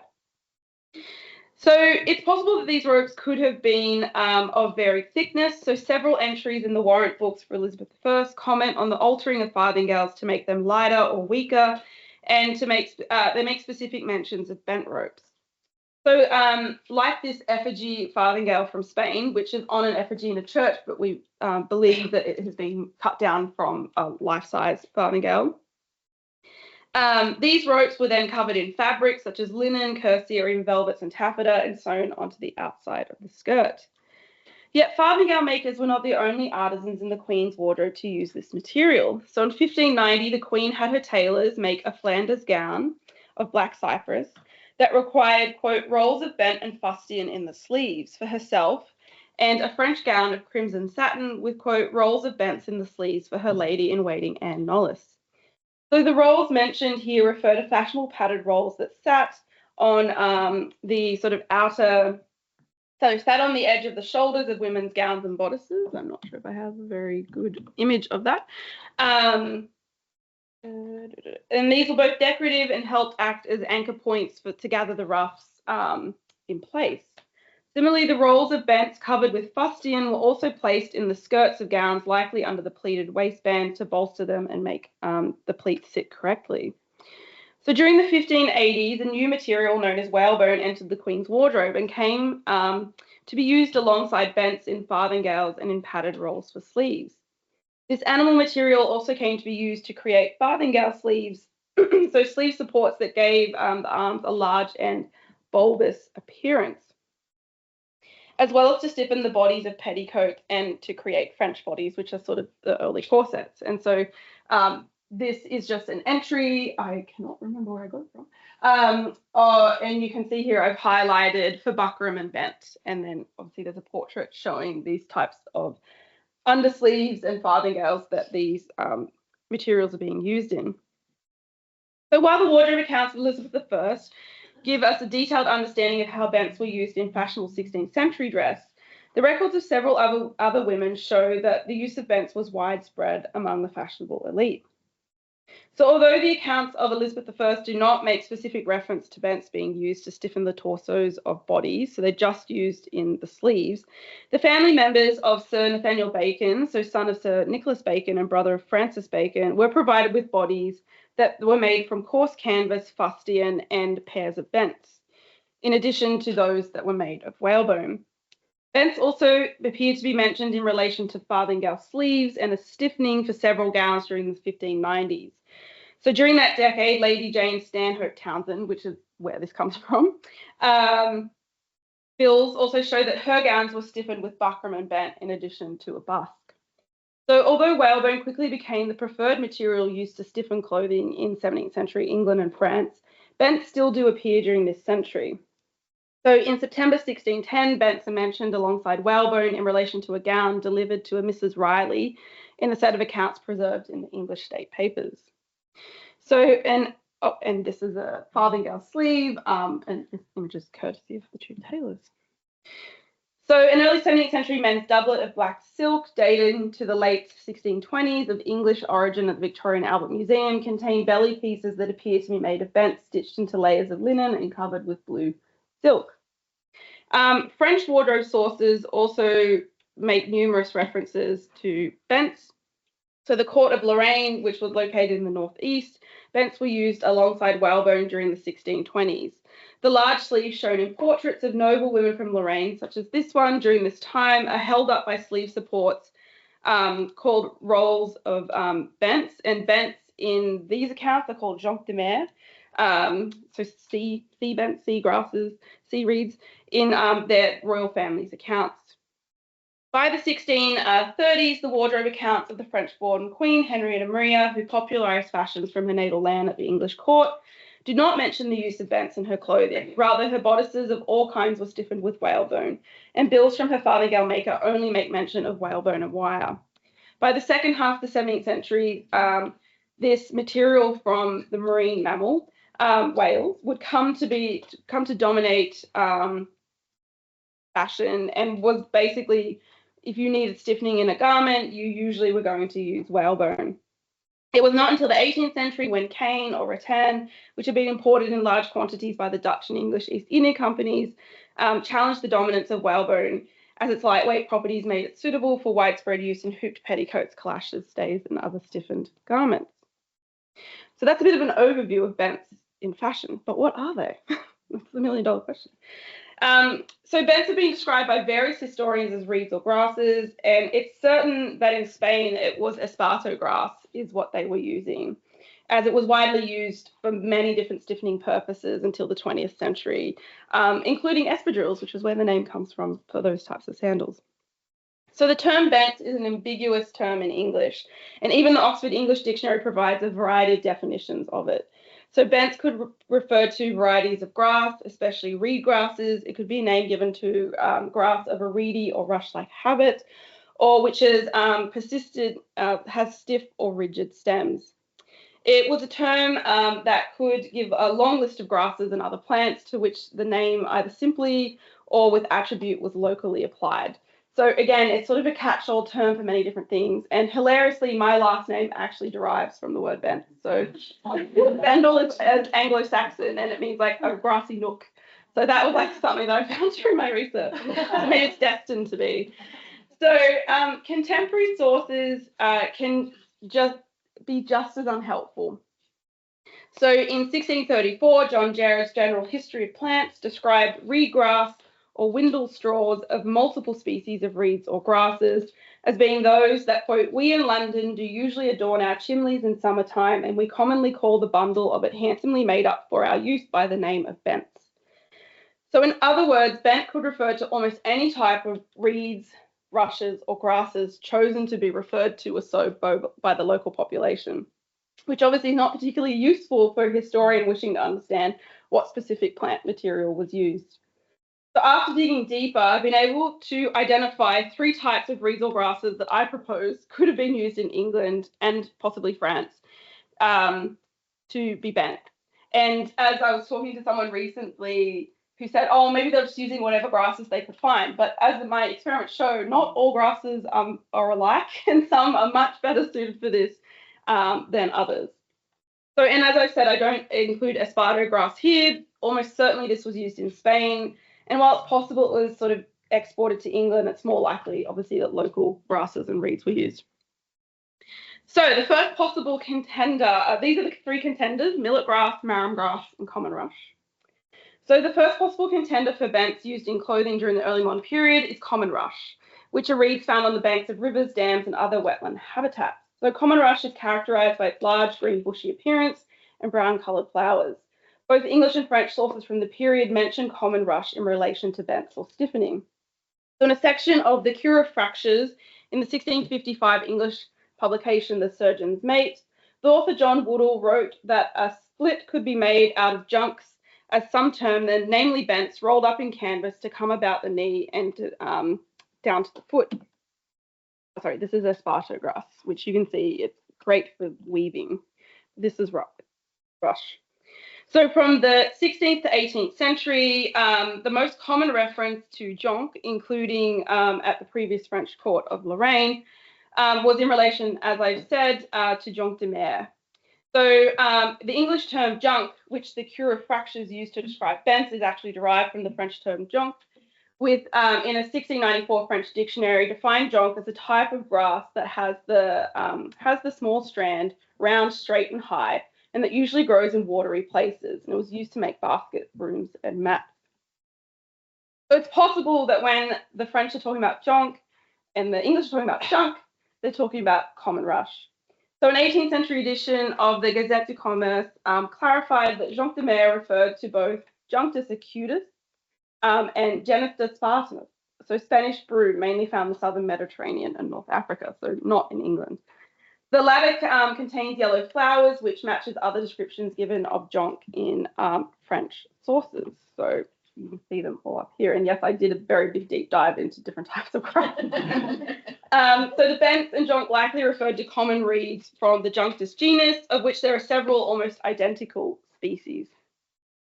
So the second contender of bents are field grasses, known as corn or millet grass. So a book on husbandry from 1581 described that in times of frost and snow, or when the wheat is not blossomed, there was nothing in the fields but bents and callic seeds. So these types of grasses were likely found in fields. So unlike jonc, which is found in watery places, these are found in fields. And they must be referring to corn grasses. So in the Theatricum Botanicum, or the Theatre of Plants from 1640, it described two types of corn grass. One was the great corn grass, which grows up a few long soft green leaves like those of millet, and then the corn reed grass or bent grass. So this latter grass was described as feather-like grass that shooteth forth jointed tall stalks and fair leaves, and it furnished with a long and large tufted head that hangs down and are easily shaken with the wind. So you can see this is that example there. So the final contender is marram grass, which differs from the field grasses such as corn and millet and common rush, in that it's usually only found on sandy beach dunes. So in 1602, Richard Carew recalled such plants in his survey of Cornwall, writing that, quote, the women and children of the west part of Cornwall do use to make mats of small and fine kind of bents there growing, which for their warmth and well wearing are carried by sea to London and other parts of the realm and serve to cover floors and walls. These bents grow in sandy fields and are knit from over the head in narrow breadth after a strange fashion. So I just described these types of bents as growing in sand, and they were harvested for commercial use in London.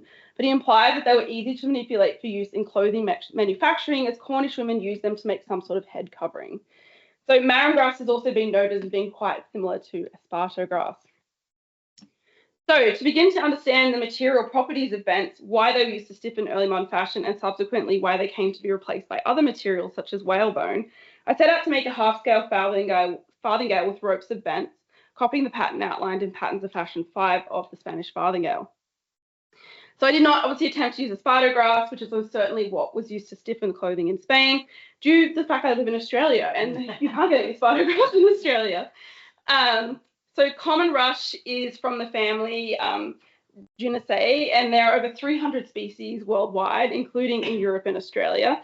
So the native rush found in Australia is almost indistinguishable from that, or to the untrained eye, from that of the European variety. And we also have the European variety in Australia. It's a noxious weed that's widespread across Australia and inhabits many of these sort of native. I tried to work out the difference between what is Australian bent and like what is European, and I couldn't tell the difference. So I don't know exactly what type I'm using in these photos.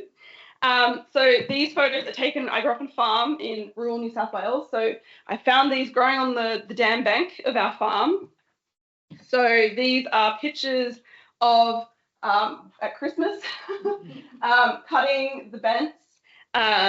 So basically, again, there's no recorded method about how to do this, so it's unclear. Do I need to make the ropes when they're green? Do I need to wait for them to dry? So this was sort of me experimenting. So basically, I bundled them up and left them to dry.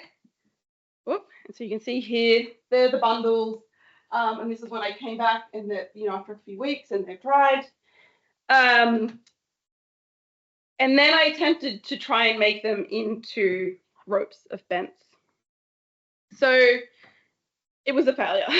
These bents these reeds are just incredibly hard to use. So I first attempted at making a hoop with a circumference of 50 inches, and it failed.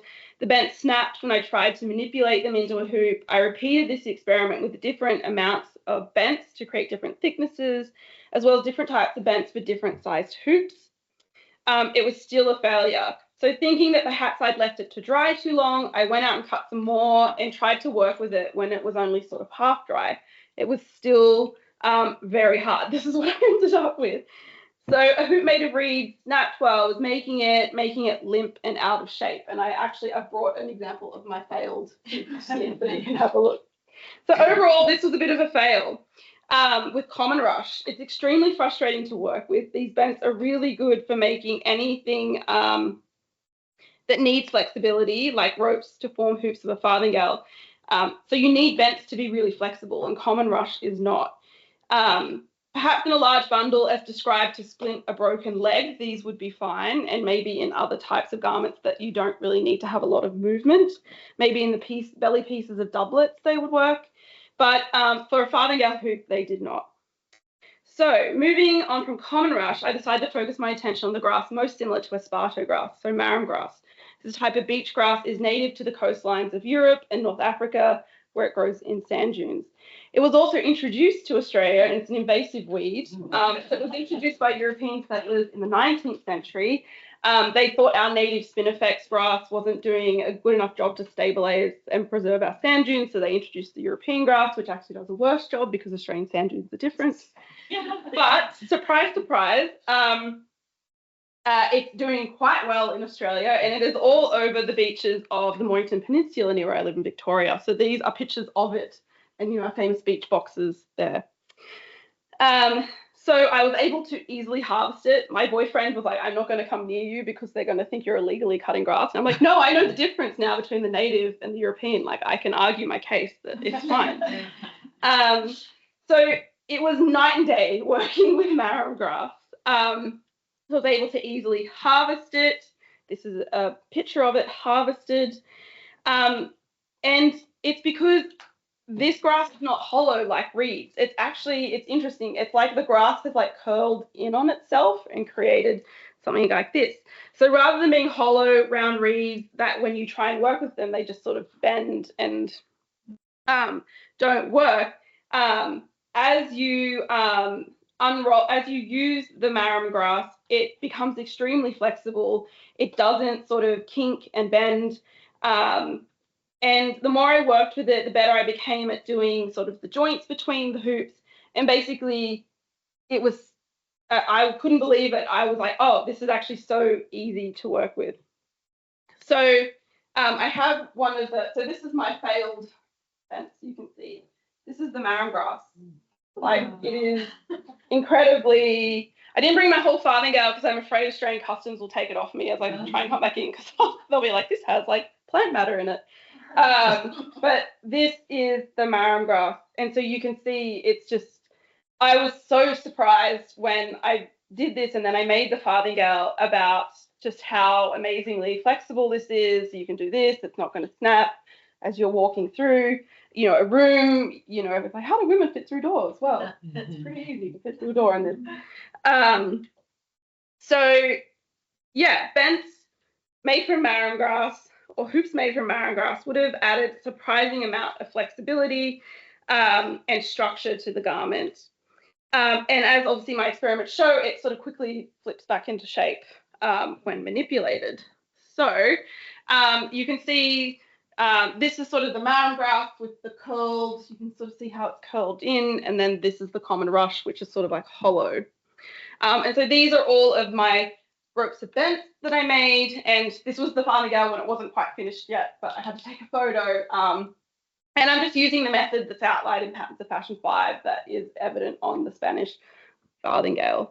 So you create these hoops and then you cover them in linen and then tack them, as you can see, sort of linen binding, and then you tack them to the outside or whip them to the outside of the farthingale. So, oh, and here's just like a quick video with a bigger hoop. Hopefully it will play. Yeah, so that's sort of fine.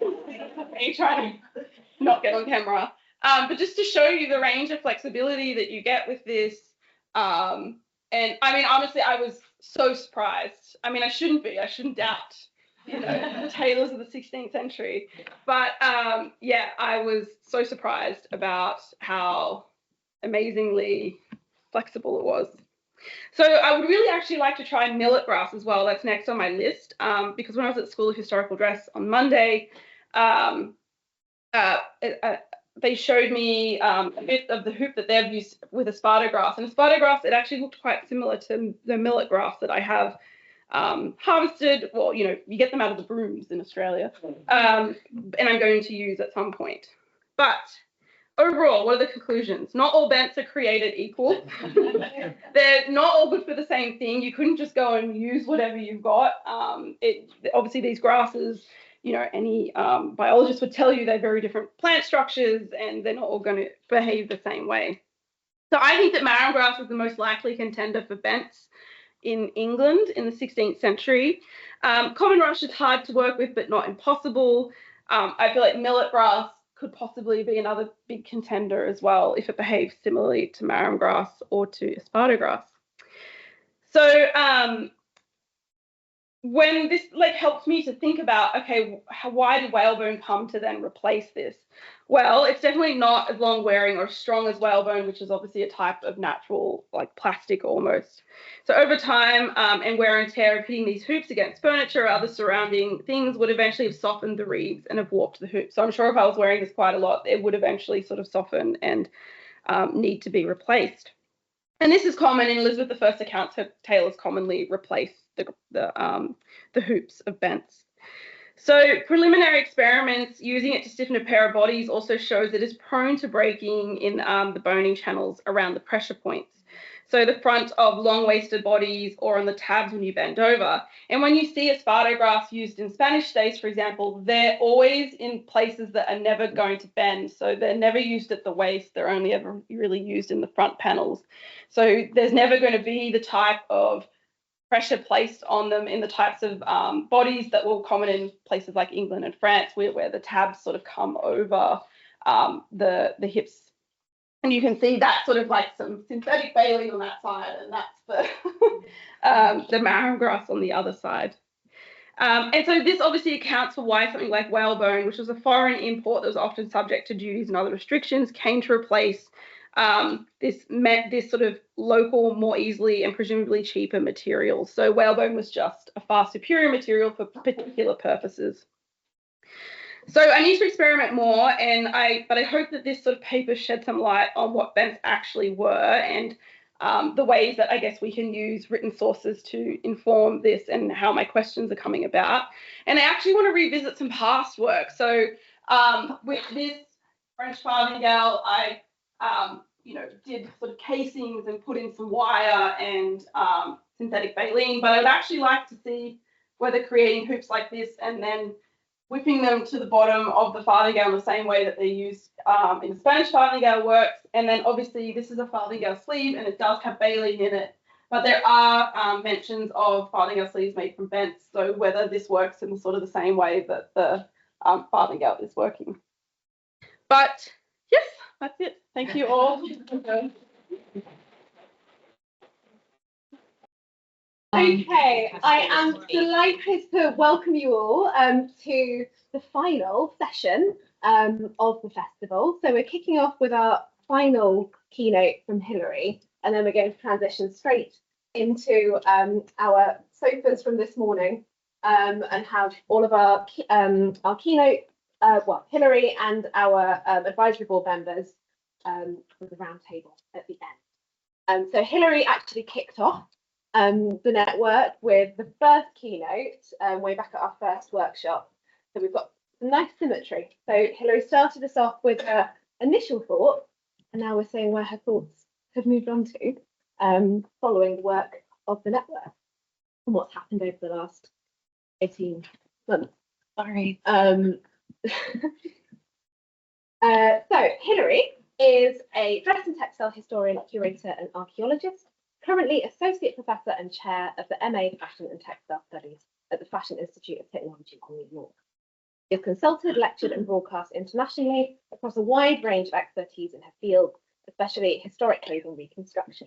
Her most recent book is Jane Austen's Wardrobe, which was published by Yale last year. Over to Hilary and whatever's happening with the text. I'm almost done. Okay. So first of all, thank you very much to Serena, to Sarah, and to the whole organizational team for putting the network together, putting these fabulous 2 days together, and for inviting me to give the end keynote.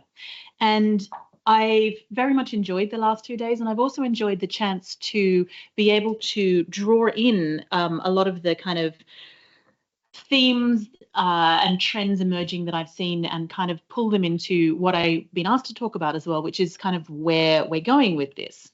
So I want to kind of link to the end of my last talk and sort of start from there in the spirit that I've been picking up with a lot of people's work of kind of iterative knowledge that is coming through, of changing and re-asking our questions and continually revising what we know. Just see if this title slide, I didn't know I animated it. Exciting.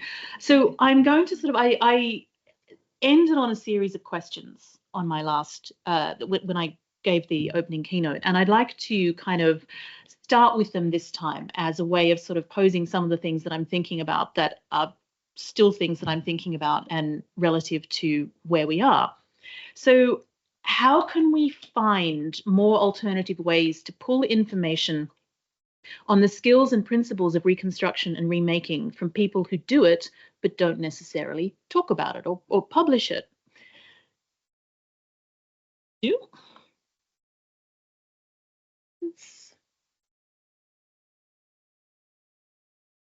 It doesn't want to move on to the next slide.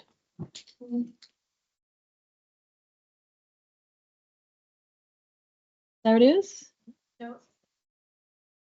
Okay, there we are. It's had a little blip. Do we need to look at ways to move past the academic paper or output, or are academics there to translate, as they have in other fields, the knowledge of an expert into the form of academic inquiry?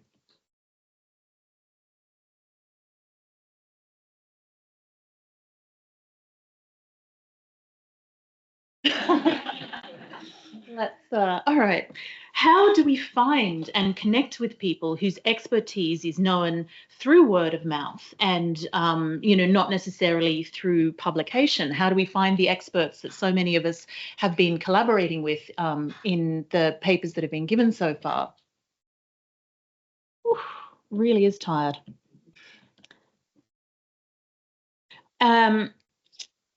How is the rise of transmission of information via video going to affect the field of dress reconstruction because of its ability to show what I do when I go like this, for good or ill, as it were? Like it just wants to. If one is both an academic and a maker, how does one cite one's own authority? I remind you that if you're in the 12th century, science can be defined as something that's like knowledge from God. So that's one way of approaching it. The Dothraki, it is known. I'm all for that. So how? We've heard about the technique of autoethnography, and it implies a sort of a sociological approach which has a beginning, a middle, and an end.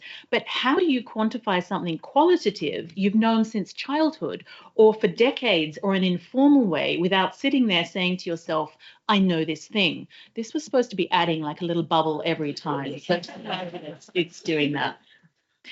Can we indeed be articulate and notionally objective about our own subjectivity? How can we work more with makers, and how can we work more collaboratively with makers and artisans and find ways of getting that feel into people's fingers? How is collaborative working the way to fill specific skills gaps? But even then, we still need to be we need to know which skills are missing in order to compensate for them.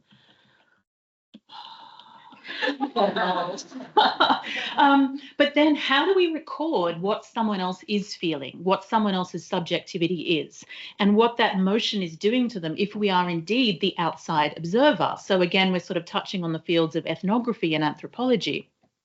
There's only two more, you'll be pleased to know.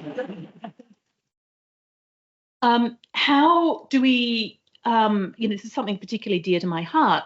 How do we record the information gained in Reconstruction in forms useful to other people?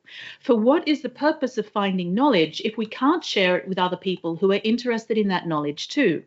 We do need to publish in whatever form that is to help those wanting to engage with this methodology and give them something to build on. If everyone's starting from scratch every time, we will have fewer giants to stand on the shoulders of and lose the benefits of iterative experimentation.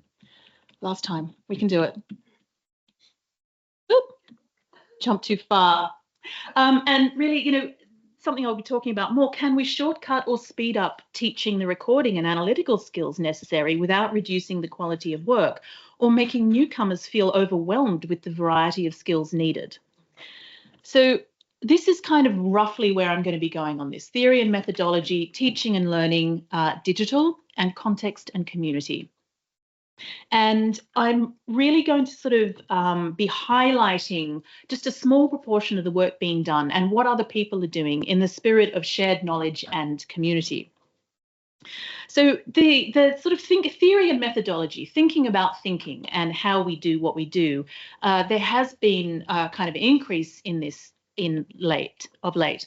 And as Jane Malcolm Davies presented in the opening event of this network, and as Helen Wild quoted in the last session, Jane has kind of pulled together a great article on structuring reconstructions and really looking at the nuances of language and what an experiment is, to kind of pull together this intersection of, I suppose, science and textiles. And I'm going to be putting a lot of words on these pages, and I have a lot of references, but I also do have a full reference list if anyone wants that afterwards, so you're not trying to like take the pictures to keep up with the pages. And she's talking here about how archaeological and conservation perspectives are acknowledging the potential for investigation through all of these kind of scientific modes. And these tools are used within those disciplines that look scientifically at textiles. I talked a lot about science in the opening talk and what knowledge is, but I really sort of want to go back to the notion of textile conservation as well, because we've heard from many textile conservators here today. We have benefited from that incredibly close understanding that textile conservatives have about understanding how things are made, the technical details of dress and textiles, how you put them on display. This is, I'm going to be showcasing a lot of my students' work because they have great pictures. So this is practice-led research for conservation professional that Ayaka Tanahaka did, and looking at how you actually, the stitches involved in stump work. But there is, Maria Haywood's work, of course, I think is a fantastic example of the triangulation between textile conservation and history. And in the case of the Abingdon doublet, I know this is a terrible picture, archaeology as well. But how can we access conservation knowledge? And I think this is actually quite a big issue for the future. And I'll come back to that later on. So I very much enjoyed Margaret's talk yesterday, really from that perspective of the textile conservator. And I think we need to be making sure we're pulling on that dimension of textiles and dress knowledge more strongly and formally. But I think there's also strong possibilities for drawing more on sort of the craft theories that are coming out or being more strongly articulated. You don't have to read all of it. I've highlighted the relevant text, but craft knowledge being built from examples of experiential knowledge, and there is always a risk that knowledge that is difficult to put into words will never be captured or communicated. And this article by Tina Westerland discusses how it is possible to make practitioners' subjective knowledge more readily available to others. And I think the kind of the larger thinking about the intersection between craft and science theories, especially because craft is not necessarily specific, the writing about it's not necessarily specific to dress and textiles, is a great way to be thinking of different ways that other areas who are also engaged in capturing embodied knowledge are dealing with this. So things like crafticulation, seen as part of practice-led research in which craft plays a key role in eliciting a wide spectrum of knowledge. I know I sort of feel like I bring this up every talk, but I still think this is a really interesting point, that within psychology, that enclosed or embodied cognition, two slightly separate fields, is a way of kind of sciencing how we are quite literally what we do, as Serena's talk so sort of beautifully brought up some of those discussions. So the writing on sort of enclosed cognition, the symbolic meaning of clothes and the physical experience of wearing them, how that affects us.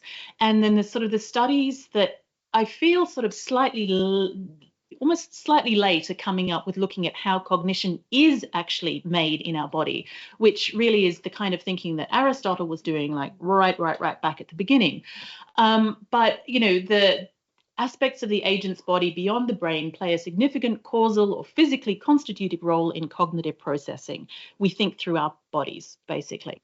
And I think that as, you know, this kind of quantitative analysis of what our bodies know and what clothing does, it's going to be expanding within the fields of cognition research. And I think that's going to be playing a lot about kind of really understanding what it is that these remaking practices give to us. And you know, that they're doing it with animals, they'll get to us. So this is from an article on extended spider cognition that concluded that the web threads and configurations are integral parts of the spider's cognitive systems. Basically, the spider thinks with its web. And, you know, the lace making here is an obvious parallel, but you know, Serena was quoting about the hand as a thinking tool, and this kind of the you know, some of the issues around STEAM, science, technology, engineering, mathematics, and there's arts in there as well. Sometimes I think the science pill helps the humanities go down a little bit stronger, and kind of this quantifiable analysis can produce more hard data that I think will help to quantify the results of, you know, perhaps softer data. I'm not a scientist, that's as technical as I'm going to get. And, you know, I'm interested as well in looking at this sort of the sciencey side of very structured experiments of knowledge. The methodology that Jane Malcolm Davies outlines as a theoretical framework for reconstruction as an integrated scholarly research method across a range of disciplines. And she targets this as a smart reconstruction for a specific purpose, stating a hypothesis, with measurable outcomes, designing data collection and evaluation, that these are attainable and assignable tasks, deciding who does what with what, that it has relevant evidence and realistic interpretation of it, and a time plan, scheduling appropriate deadlines. So that's, you know, that's a fantastic way to look at things. And she also recommends a peer review of physical outcomes, which I think is excellent. I think we will be moving more to that as well. We might make a thing, but how do we assess what the thing that has been made? And as she emphasizes, the evaluator's role is to assess how well the reconstruction serves the hypothesis of the research, not to judge how, you know, authentic or accurate it is. But then, of course, we still come to, you know, the spectrum of remaking. I thought, since I'm on a sciencey theme, I'm just going to give you a sciencey spectrum there. And, you know, this sort of spectrum with sort of historically accurate at one end and totally stylistic at the other has been proposed. So, you know, the latter is defined as being inspired by historical sources rather than true to them in every detail. So what's the spectrum from kind of cosplay to replication? What role does intention play? Because I still maintain that the purpose of a reconstruction determines its final outcome. And, you know, not all costuming or weaving is reconstruction. And I really loved that it came up in the last session, the questions about how do we incorporate what we learn informally through a sense of curiosity or fun or play, and that sometimes we find ourselves with reconstruction knowledge acquired accidentally. Do we go back and reformalize that? And we got into a discussion about the personal, enjoyable dimension of making things, and that, you know, really a love of our subject is really prevalent in dress and textile histories, that feeling and emotional dimension. So that's also about the sense of embodiment, being within and close to the body. And I feel that's also valid on the spectrum. You know, it doesn't, not everything needs to be scientific analysis, but we also need to have that possibility there. So the, you know, how we think about this and how we theorize and how we pull together methodologies is, I think, going to become more specific, more discussed in the future, which then brings us to teaching and learning. How do we teach the skills, the multiple and increasing skills that people need as part of remaking or reconstructive practice? Because there is, you know, I feel that the amount of information that's out there now is already somewhat overwhelming. And I've been kind of, you know, watching this rise since the, you know, the early days of the internet. So I wonder how newcomers encounter and pass all this information. On one hand, we've got so much more granular information. On the other hand, if you're trying to start a project for a particular, you know, say historical period, where do you begin with this massive of information about whatever your approach to remaking is, from the costuming to the highly scientific? And of course, we have, you know, Colonial Williamsburg has come up a lot, the School of Historical Dress, and these are great places for pulling together information and techniques, and that the tradition of passing on what you know through the body, which is so integral to craft techniques. But what we also come up against is the intractability of time to making. And, you know, we can sort of shortcut some passing on of knowledge. And I think Brooke's discussion yesterday and her demonstration was a great way of doing that. For the, you know, the two ways of putting in a sleeve and how that worked and the difference it made. No one had ever explained it to me like that. And I suppose if I'd thought about it, I could have pulled it out. But having someone who did this all the time say, this way or that way, oh, shortcut the knowledge in a fantastic way. But you still kind of, you know, I now know this intellectually, but I haven't done it with my hands to try and impart that knowledge into my body. And so much craft expertise can't be acquired without years of experience. And, you know, there is a distinction, as has come up in all sorts of forms, between what may be learnt through the reenactment process of the reenactment of a production process by an inexperienced researcher, or the reconstruction of an object by an expert practitioner. Combined with that is that some knowledges only emerge with time and repeated experience. You can do something once and you get one set of experiences. If you do it 50 times, 200 times, 1,000 times, you get a different set of knowledge and experience. And then when you add to that as well, not just the making, but the working with materials, how do they work? How do they go together? Time is a huge factor in this. And I think how we learn and teach about this is really contingent on our relationship with time. And then we're not even getting into sort of the time of wearing and what you learn through long-term living history, for example, as opposed to, you know, short-term dressing up. So, you know, the tangible requires the intangible. And I came across this on LinkedIn recently, so I thought I'd put it in because I really like that as an example of the current living appreciation of intangible cultural heritage, which is Alençon lace, inscribed in 2010 on the representative list of the intangible cultural heritage of humanity.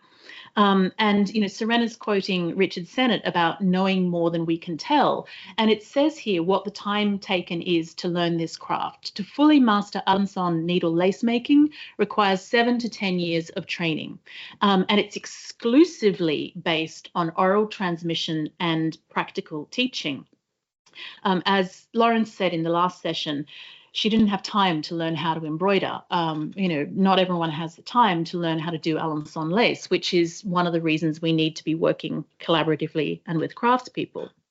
But another issue here is also the time taken and the access to looking at objects, looking at the things themselves that are the material records of time and process and expertise and intelligences in the past.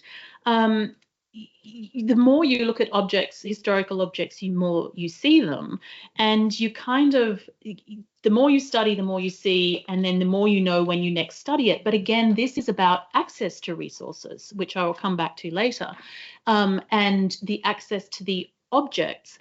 And I'm interested as well in how some new techniques, especially digital, are going to increase sort of our range of access to objects, and how you triangulate this information. And again, it's often down to time. It's long and slow and unbypassable. You can't speed up looking at objects.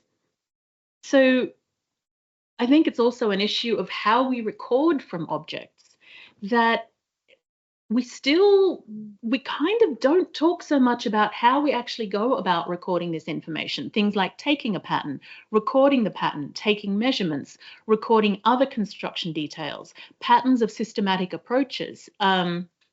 We've still got there's no kind of overall step-by-step guides on the kinds of recording, and what you might need to record for, say, curatorial interpretive purposes is not necessarily what you'll need to record for remaking purposes.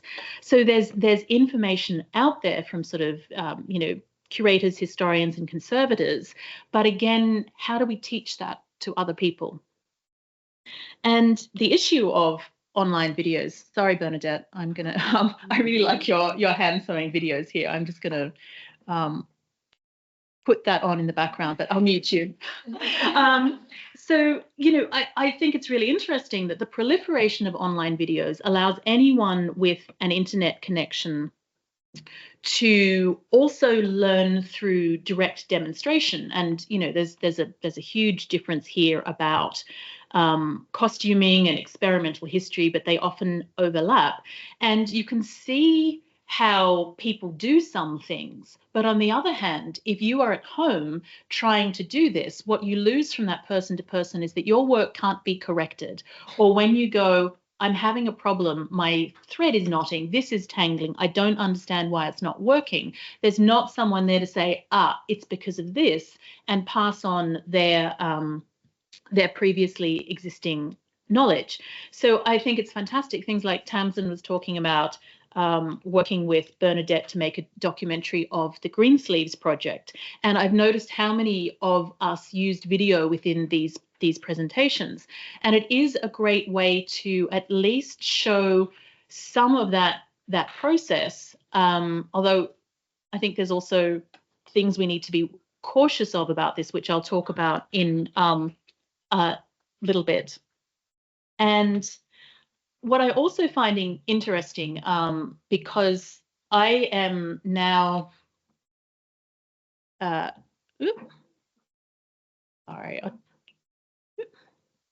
am now chair of a master's degree that specializes in, we have a two-track approach to dress and textile history, a curatorial track and a conservation track. And I really love this because we produce very well-rounded students who have both conservation and curatorial experience, and then can go on to this, onto either area. But what I'm finding is that the students themselves are kind of spontaneously wanting to incorporate Reconstruction in their work. So I'll give you two examples here that I think are representative, and I'm sure those who teach are finding other examples of this coming from those who want to learn. So Lucy Pelton did a textile conservation thesis on a wari tunic, so pre-Columbian Peru, pre-Inca Peru. And you can see the original object here. And much to the surprise of her advisor, she ended up doing a digital reconstruction of this because she thought that was the best way to do it. And she kind of just went in, taught herself how to do it, and produced it. I'm not showing you the digital reconstruction because the full thesis is still under embargo to give her some time to publish this. But she kind of spontaneously went, I can use these tools to interpret this in a different way. Philip de Paula is working on reconstructing a late 18th century American man's suit. This is not the finished piece, but this is, he's still working on this, and this is something that was published.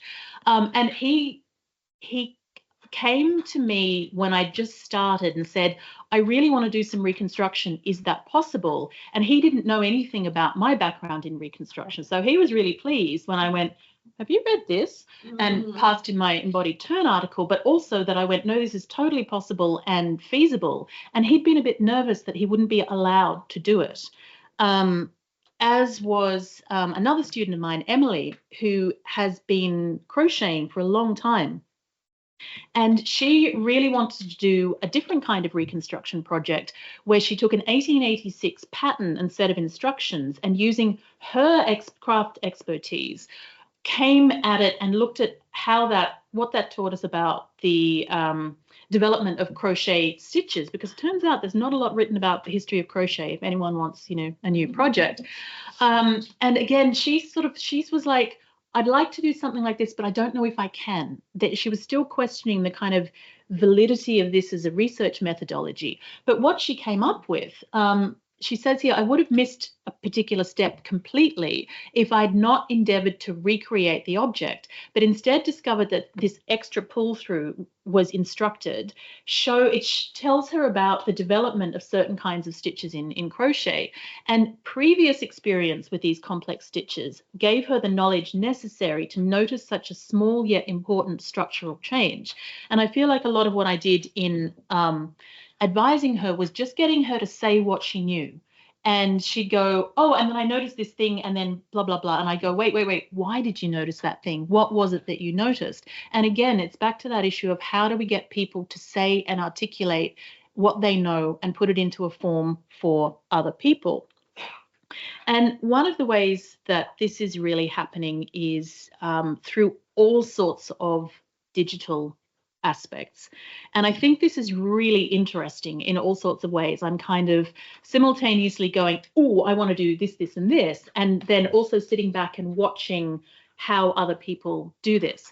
And I'd say I've probably been watching how the digital reconstruction of dress and textiles has been developing for about 20 years, and it's only in the last, say, 3 that I feel it's got to a point where we can go, all right, this is a tool that we can really use. So I wanted to sort of talk about how that fits in. If I sort of postulate, as I have many times, that there's 2 different kinds of remaking of kind of existent or physical objects or non-existent objects, I think this is also starting to map onto digital. And, some great examples of this have also been shown throughout. I loved the Royal School of Needlework Stitch Bank that was brought up before. I think that's just the most fantastic digital archive for making. And I noticed as well a few people sort of just really casually dropping in the term digital reconstruction for their work by using things like Photoshop and Illustrator, which have often become part of how we just approach corralling information, like we'd use, say Word or Sheets or any of the other kind of standard processing programs. But I'm also a little bit worried or, concerned that often digital is shiny and attractive. And anyone who's worked in a museum will know that people just love to want to put digital stuff in an exhibition. And, it's got to be interactive and immersive, and they never want to deal with the upkeep. And, is the possibility, I'm concerned if the possibilities of digital will sort of overtake the genuine contributions they can make to remaking knowledge. So I feel like 3D printing is a really interesting form of kind of computer-aided design, digital interaction that is there as a tool for remaking. So this 2018 article was looking at 3D printing as reproducing archaeological armor for a Chinese historical film. So there's, lots of museums and galleries are exploring 3D printing for replicating objects for sale or interpretation. But I think it's got like a lot of possibility for recreation because it's kind of cheap, quick, replicable yet controllable form of manufacture. So I just went looking for an example of this, and here's a resin 3D modeling of an early American military button, and you can just see how this builds up for someone who is a reenactor and is coming through at this of wanting to make period accurate. I'm not going to get into a discussion of the terms of accurate and authenticity. I feel I did that last time, but this is his description of it. A simple Blender tutorial for creating your first original resin printed piece. And textile conservers are starting to use this as well to infill pieces that are missing. So that's an example of kind of positive digitization. But if we look into the realm of the completely virtual, then there's a number of ways that we can get into this. And I know this is kind of quite technical, but I think it's interesting that we're already at this multiplicity of ways of digitizing objects. So active scanning, time of flight, I don't actually know what that means. I didn't feel like looking it up. Laser triangulation or structured 3D light scanning, which I think is a really, really interesting modality. I'll show you an example of this next. So active scanning is something where you actually do it to the object. You're kind of like actively moving around the object. Passive scanning, the object sits there and is kind of done to, and then computer-aided design. So step-by-step reconstruction through either kind of reverse engineering or patterning construction. So there's one of, I think, the most exciting ways that this is happening now, and this is when I really started to sit up and take notice, is the program Clo 3D. And this fabulous example of using Clo as a form of historical reconstruction comes from Sophie's work and Marit Kalmakorki, who using this to make a digital reconstruction of the nasty black doublet for Paula's project. And this is the first time when I first heard about Clo, I sort of went, oh, we can use this for reconstruction. And this is the program that my student Lucinda did as well, but this is coming out of the fashion industry. And so what it really does, and you can see it in this picture here, is it takes two-dimensional patterns and renders them in 3 dimensions on an avatar. And so that means that when you make a change to a pattern, to an arm size, to a waist height in the 2 dimensions, you can instantly render it in 3 dimensions. So this is really it's changing the fashion industry, and how we can use this in reconstruction is really interesting as well, because you can do a lot of the experimentation in this with a lot of kind of limitations about figure type and how hard it is to make things do what it does. I'm learning Clo at the moment, and any tool you use has its restrictions kind of inherently in it. But I want to show you another example of this from the museum at FIT. So this is done by Larissa King, who is an adjunct, she's full-time now at FIT. And for the museum at FIT exhibition Statement Sleeves, she did a digital reconstruction of a Paula dress of circa 1970. And the digital is on the left, the original is on the right. And then she wrote her thesis about it as well, looking at accessible 3D models for research, education, and outreach. But I want to point out as well that on the original, the belt that's there is also a reconstruction, which was done by the textile conservators who scanned the fabric of the original piece and then printed it onto fabric and then made a belt that was missing. So there's kind of an intersection of forms of reconstruction here. And what they wanted to do, which is, the big thing about historic dress, is they wanted to show how the sleeves would move and what they did in action. And the fact that you can render these avatars in motion, note the fact she's only got high heels on. At the moment, Clo only lets you have flats or heels. this kind of works for a fashionable object, and it starts to show things in motion as well. And one of the things about Clo is that it's kind of it's that interface between industry and what's personally available. And how virtual clothing behaves has got all sorts of complex algorithms and things to do with it, but the final outcome requires less technological ability than we need. We used to need. And I thought it was really interesting that Ulinka began this event talking about the animation of coats and cloaks, and that we're still sort of looking at how do we put that body back into dress? How do we animate this relationship between the body and clothing, which is so essential and fundamental. And so the kind of, how digitized fashion is being used in museums is an interesting thing. One of the exhibitions, a couple before Statement Sleeves, was on Dior and Balenciaga. And again, another FIT professor, it is the Fashion Institute of Technology. Like they've got cool kit we can use. He digitally recreated a Dior Pompadour dress and a Balenciaga dress for the exhibition there. But what he had to use was a whole use of fashion industry specific equipment and software not typically accessible to most individuals and museums.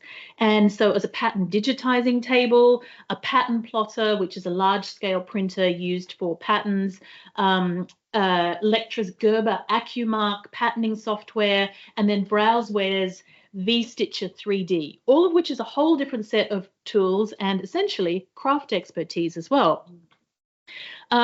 So this, let's see if this is going to, this is just a still from the video. You can watch the full video below. And so, any new tool like digital has a whole other set of language and knowledge and skills. And again, we get back to that issue of how do we acquire it? How is this skill and labor in making the digital version valued and recompensed? It's often still manual labor to a certain extent. And, a lot of the back rendering work is still often done by marginalized people outside the first world. This especially applies to AI. And how does digital erase the labor, the human labor that goes into making digital, I feel is one of its slippery appeals. But one of the, clearly I've forgotten all my animation. Little bits about, how Ted is kind of actually doing this. And then he digitally made the fabric as well. So this is the digital version of the fabric on the Dior dress. And what I'm finding fascinating as well is because of this rise of three-dimensional modeling technology within the fashion industry, the concept of a digital twin has it's becoming normalized in fashion. And you can see here, this is just something I pulled from a regular conference that happens about the use of 3D in fashion. And so this is a program called TaylorX, but, all of us familiar with fashion history will recognize this as the Dior bar jacket. And they would never think of this as like a historic dress reconstruction. This is a fashion digital twin. So there's developments happening in other areas. How can they cross over? How can they inform what's going to happen in the fashion industry that's doing essentially reconstructive work in ways that we might not articulate as such? And, the Met's using this, their Sleeping Beauties exhibition had this kind of digitized, reconstructed three-dimensional Worth dress with a kind of a sparkling figure inside as part of the exhibition that's just closed. They used animated 3D computer models of dresses in the Charles James exhibition, but that was in 2014. And at that point, they had to be created by an architectural firm who used X-ray, 360-degree photography, and 3D scanning. But now you can kind of almost do it at home.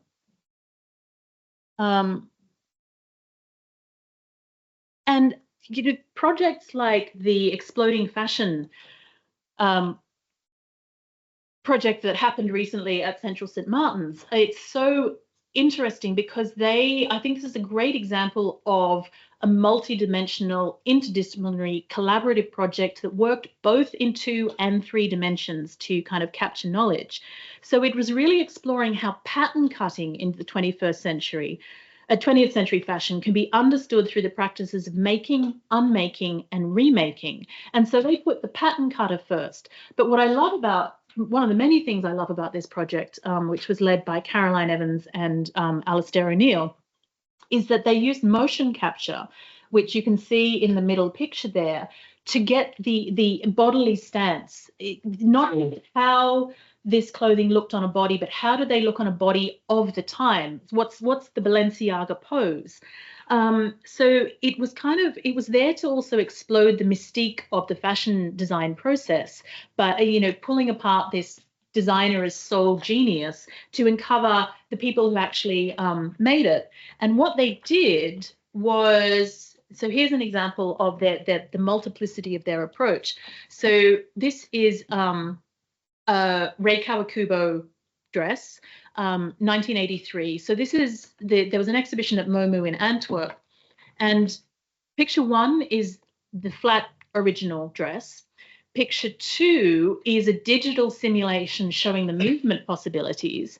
Picture 3 is the original shown on a body, and picture 4 is the physical reconstruction of the garment. So they looked at how you could reconstruct it and what it could do in multiple ways. And so it sort of bridges this fashion design practice, academic history and theory, and really draws on the expertise of a whole lot of people. So it's a kind of form of multiple reconstructions.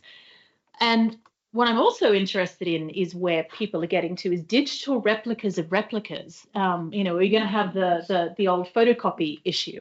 So this is a very long titled article. So I put the crucial bit in blue, where it's testing this kind of 3D laser scanning, which you can see here, this kind of active scanning method of replicas of ancient Minoan dress. So the whole article is talking about this as a possibility for preserving historic textiles, but they're scanning the replica, and you can see the scan includes this very modern mannequin. So it's kind of replicated the conditions of display, but then that's also giving a different interpretation. So I'm actually going to give this a go with my inevitable Jane Austen's list. I'm not sure I can give a talk without mentioning her, but I'm going to make a digital replica of this with Larissa King. And we've been discussing with one of the technology labs that we want to do motion capture for this as well, and kind of reanimate this and put a sort of a Jane Austen back into this, and try and get around the issue of the very modern fashion bodies that are used as avatars in clothes. So watch this space. Oh, there we are. Nothing digital police. And, there's a whole lot of kind of other realities that are coming into play as well. So augmented reality, extended reality, virtual reality, mixed reality, issues about immersive and interactive. So, for example, this is an augmented reality and volumetric video reconstruction of medieval Valkenburg Castle in the Netherlands. And you can see here these lovely reenactors against a green screen to produce augmented reality intersections. So the experience of dress and textiles here and how they're worn is also dependent on the material knowledge of the people who are making the original piece, because that then is what is being reconstructed and replicated.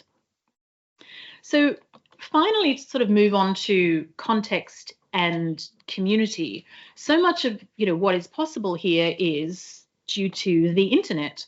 And the accessibility and breadth of digital resources that we have here. I've talked before about virtual communities and the incredible possibilities this has for sharing knowledge, for creating relationships, for a resource for informal dress history where anyone can put anything up there.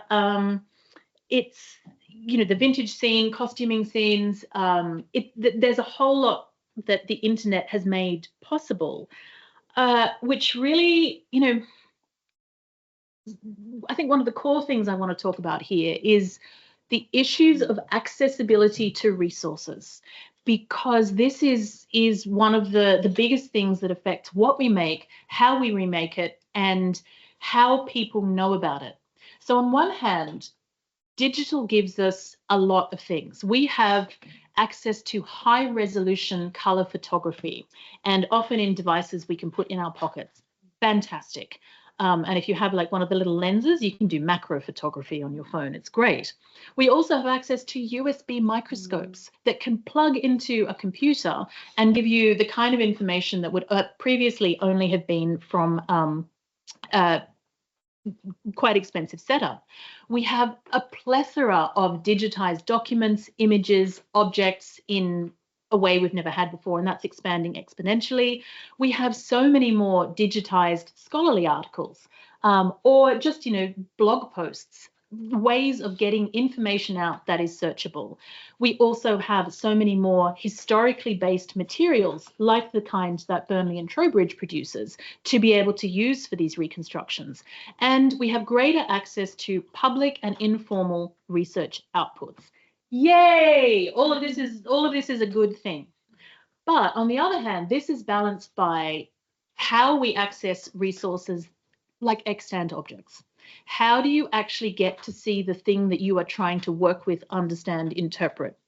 How can you touch and feel the original objects? Even within a museum, if you go in to see an object, you're not necessarily going to get to touch it. And this is one of the joys of working with textile conservators, who have this incredibly embodied feeling knowledge of things. But again, this is sort of a privilege. How can other people get this?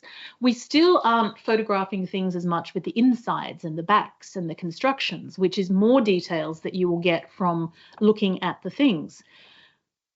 How do we access the science and craft expertise that other people have? How do we bring this into our project? How do we know when to do that? How do we know when a project is a project? How do we get that access in or with ourselves? And the same thing about connoisseurship. How do we have access to or build up the knowledge that when you look at a thing, you can go, oh, it's a thing like this, as opposed to, you know, something else, that kind of intangible understanding of it. Time. I mean, I've talked about that, but who has time and where and how you manage other people's time, especially if you're working collaboratively.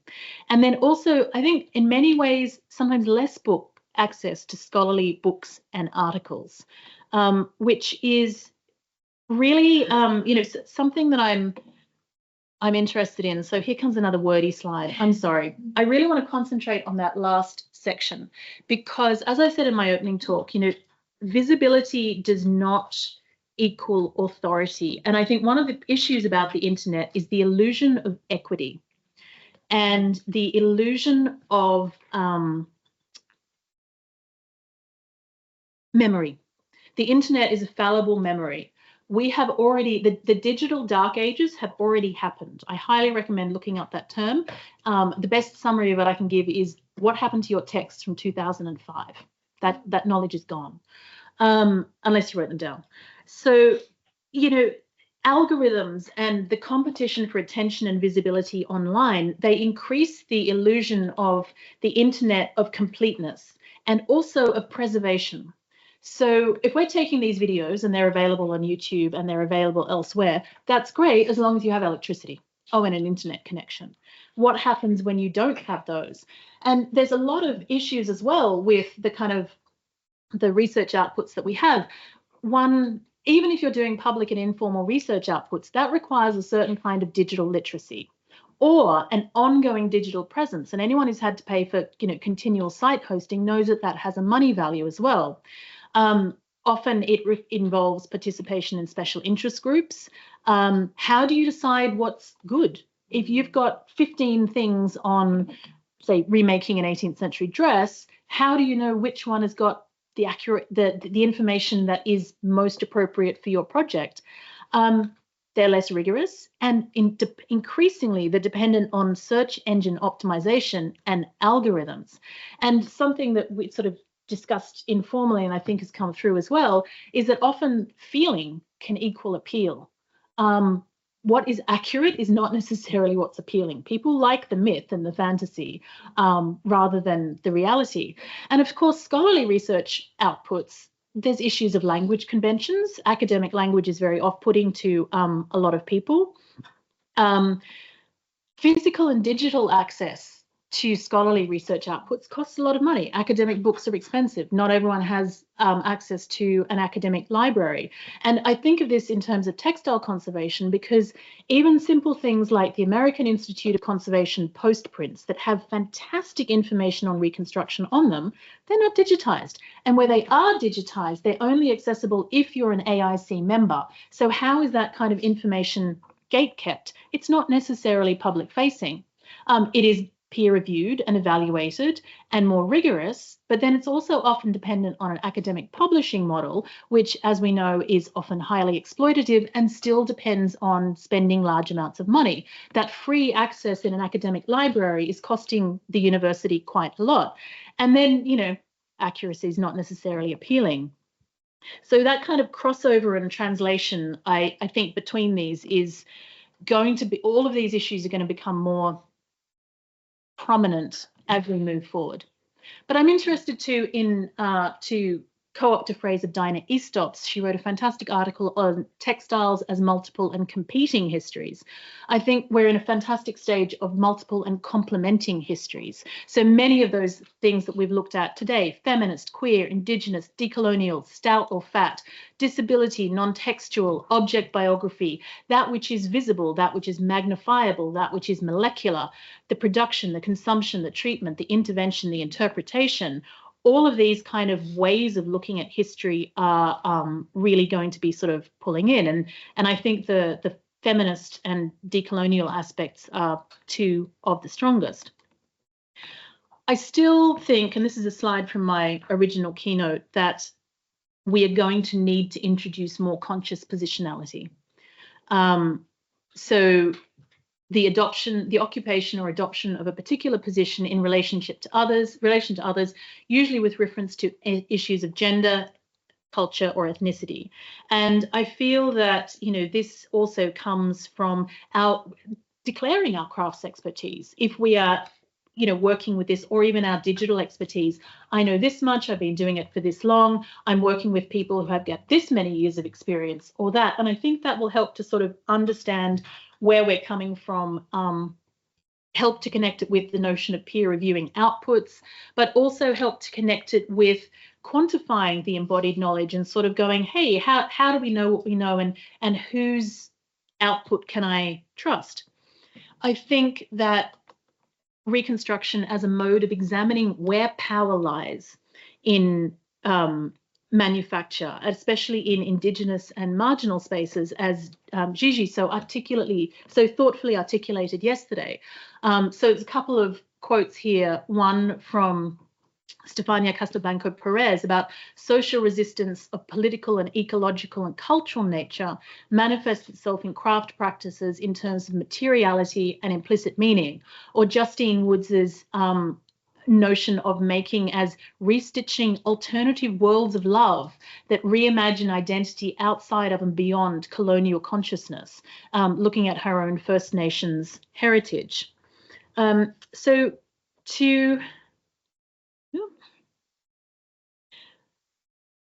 I think one of the strongest themes that I've seen here in almost every talk is that it has to rely on collaboration and connectivity to form community. That, as Jane Malcolm Davies says, interdisciplinary research not only enriches a reconstruction, but provides the mechanism through which cross-disciplinary collaboration takes place. And I love this quote as well from Craft Research, that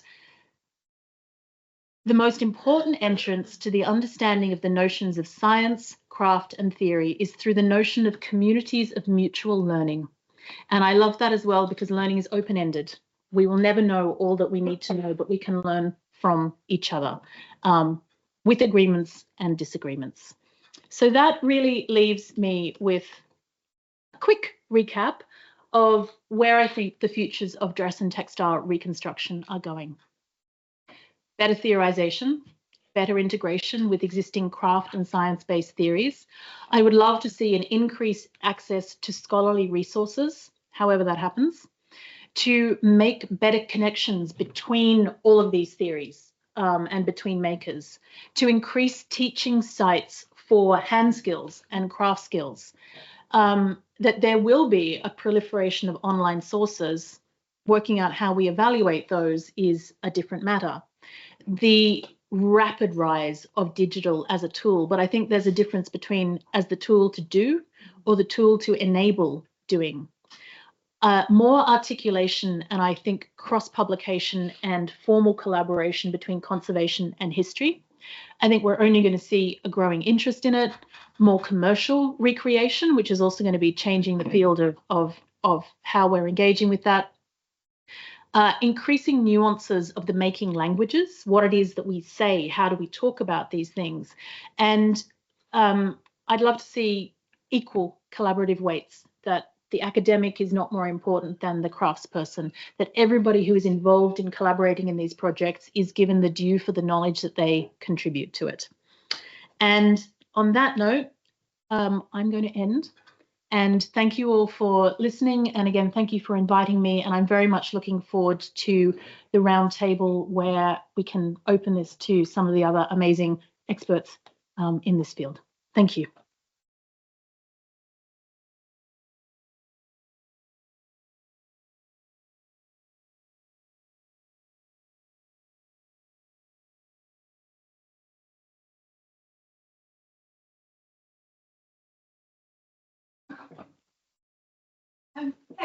Thank you.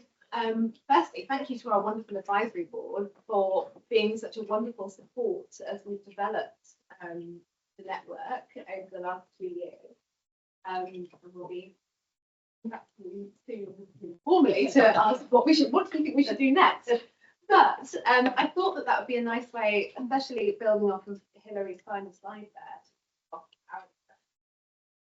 there, which is to just think about if we're going to have, if you could pick a single priority that we need to sort of make sure that we do next.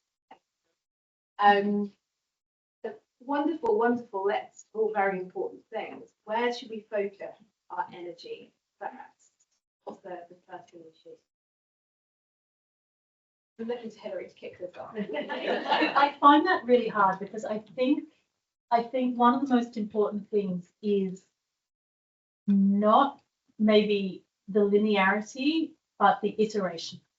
And that what we should be doing first is talking more to each other and getting in rooms and talking to each other, which I think, Evelyn, was one of what we found in like 2007 by putting people in a room and talking to each other was one of the most valuable things. And that so much of the knowledge that we've heard about today and that all of this, the way that will evolve, is going to be through iterations. And so I think whatever step we take next is not necessarily what step we take first, but it's next, and then we'll work out how we come back and keep reassessing and reevaluating what it is we're doing, what it is we're trying to do.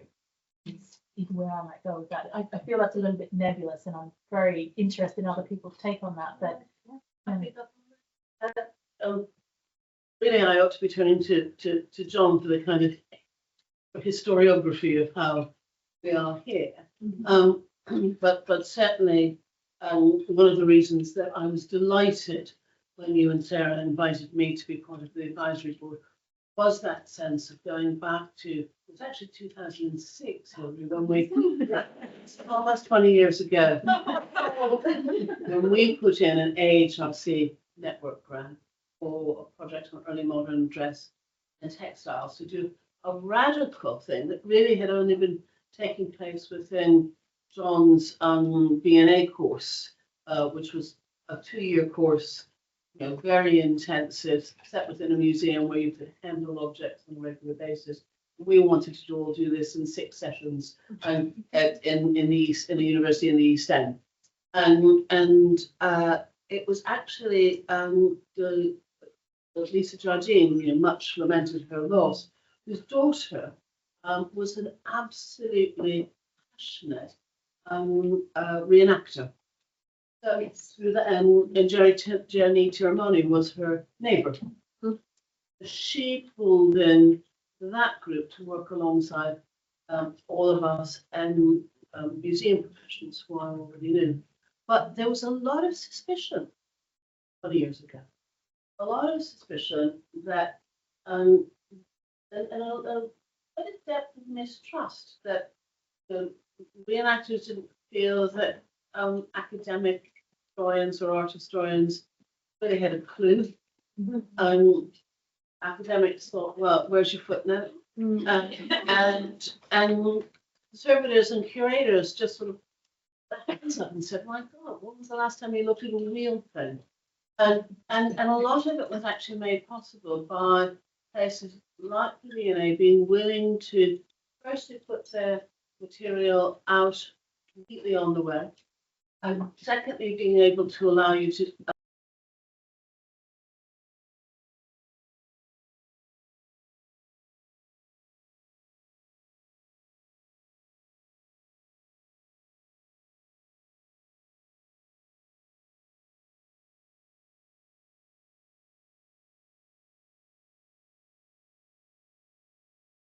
download it for free and use it for non-commercial purposes. But increasingly, and I think we will see that when the collection storage opens up in Stratford, that actually you can engage with the things that are in store. Because that's where the how you then get to handle it and put it together and learn to sell, etc., is, I think, where the magic lies in that competition. But how you actually do it at scale is, I think, the challenge that you pointed to.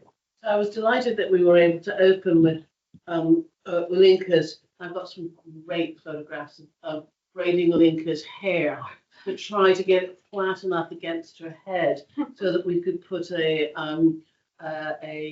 coif on it properly without it being all bulgy everywhere. It was fantastic to start with Olinka's animation of Jura's cloak, which comes from a document, and finish with your intended animation of Jane Austen's Police, which will start from an object. So fabulous. 20 years from now, you'll still be here, you'll still be ongoing, but I hope that that trust will have been built up to the extent and the mutual respect for what everyone brings to this amazing.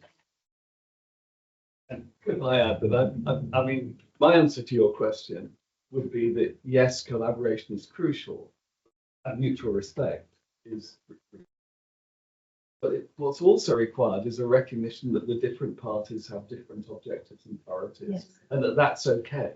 That as long as everyone's clear about what they do and why they do it and what they're looking for, it's going to work. But if each side assumes the others are just providing what they want, hopeless.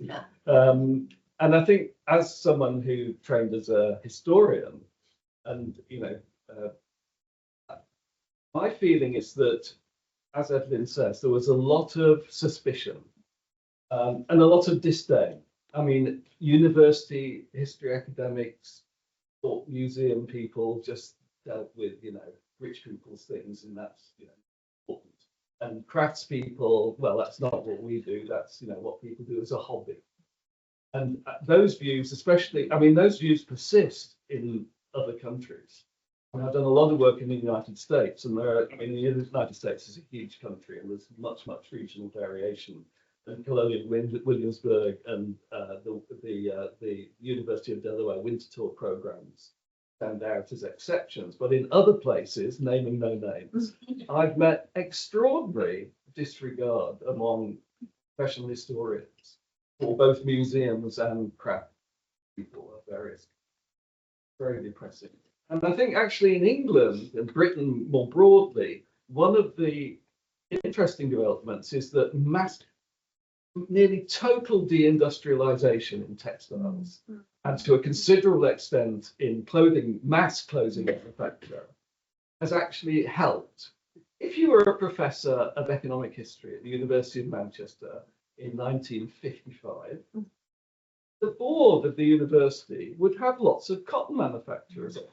And if you know, wanted to know about how things worked in the past, or what a piece of yarn was, or a piece of cloth, you go and talk to, you know, Sir Frederick Bloggs, who had 5 mills in Rochdale, and, you know, came to the university 4 times a year to sit on some grand committee. So you thought you knew it all, but of course that's gone, completely gone. And that kind of, those sorts of assumptions that the way it was done in 1950 is pretty much the way it was done in 1800, which is pretty much actually the way it was done, although it wasn't mechanized, in, you know, 1700. I mean, it wasn't true then, and it led to a great lot of misleading work there. But the possibility of that has gone completely. And suddenly, a whole lot of economic historians, when they're not thinking about algorithms, equations, and the like, which unfortunately a lot of them spend all their life doing, they're having to think, how was this actually done? And they don't know. And so there's an openness to both museum professionals and to craftspeople in various settings and conservation people to ask and find answers to questions. And I think that's, I mean, in some ways, it's sad that the country's deindustrialized and that we all know the problems that have resulted from that. But actually, in the field we're working in, it's ironically been an advantage.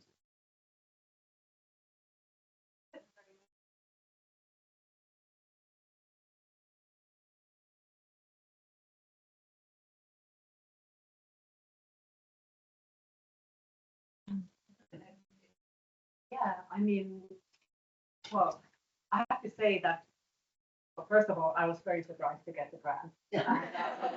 And I never believed when I applied for the grant. Of course, I made that, like, I was serious about it, but I never believed I would get it. But when our university made an announcement about all these big ERC grants that had been given that year, and I work in a university which includes the School of Economics and the Technical University. So they made this big announcement about all these ERC grants, very important, like developing this new coating for a car that is more water resistant or something like that. And then last was like my project somehow like almost in a small print, and they really made it sound like I played with Barbie. like a weird way of communicating about the whole thing. But I mean, of course, I was super glad, and I have to say that one of my really great moments was when I was in our university and I was asked to present my project in a couple of minutes to some very high European Research Council person. I don't remember who he was, but he was from the top. And he came there, and he was this really smart man, and probably looked like an engineer type of guy. And I walked him through, and I explained something about our project, and I told him that we don't have much evidence, like surviving historical evidence. And when I came to the part when I told him that we are like making things that don't exist, suddenly like his face lit up, and he thought that was the greatest thing he had heard in a long time. And he knows nothing about this network, I'm sure. But yeah, it was a really nice moment because, and then he asked me to send him like stuff over the email about how we are making progress and what we do. So yes, there is like definitely more interest and yeah. So yeah. But I think money is key.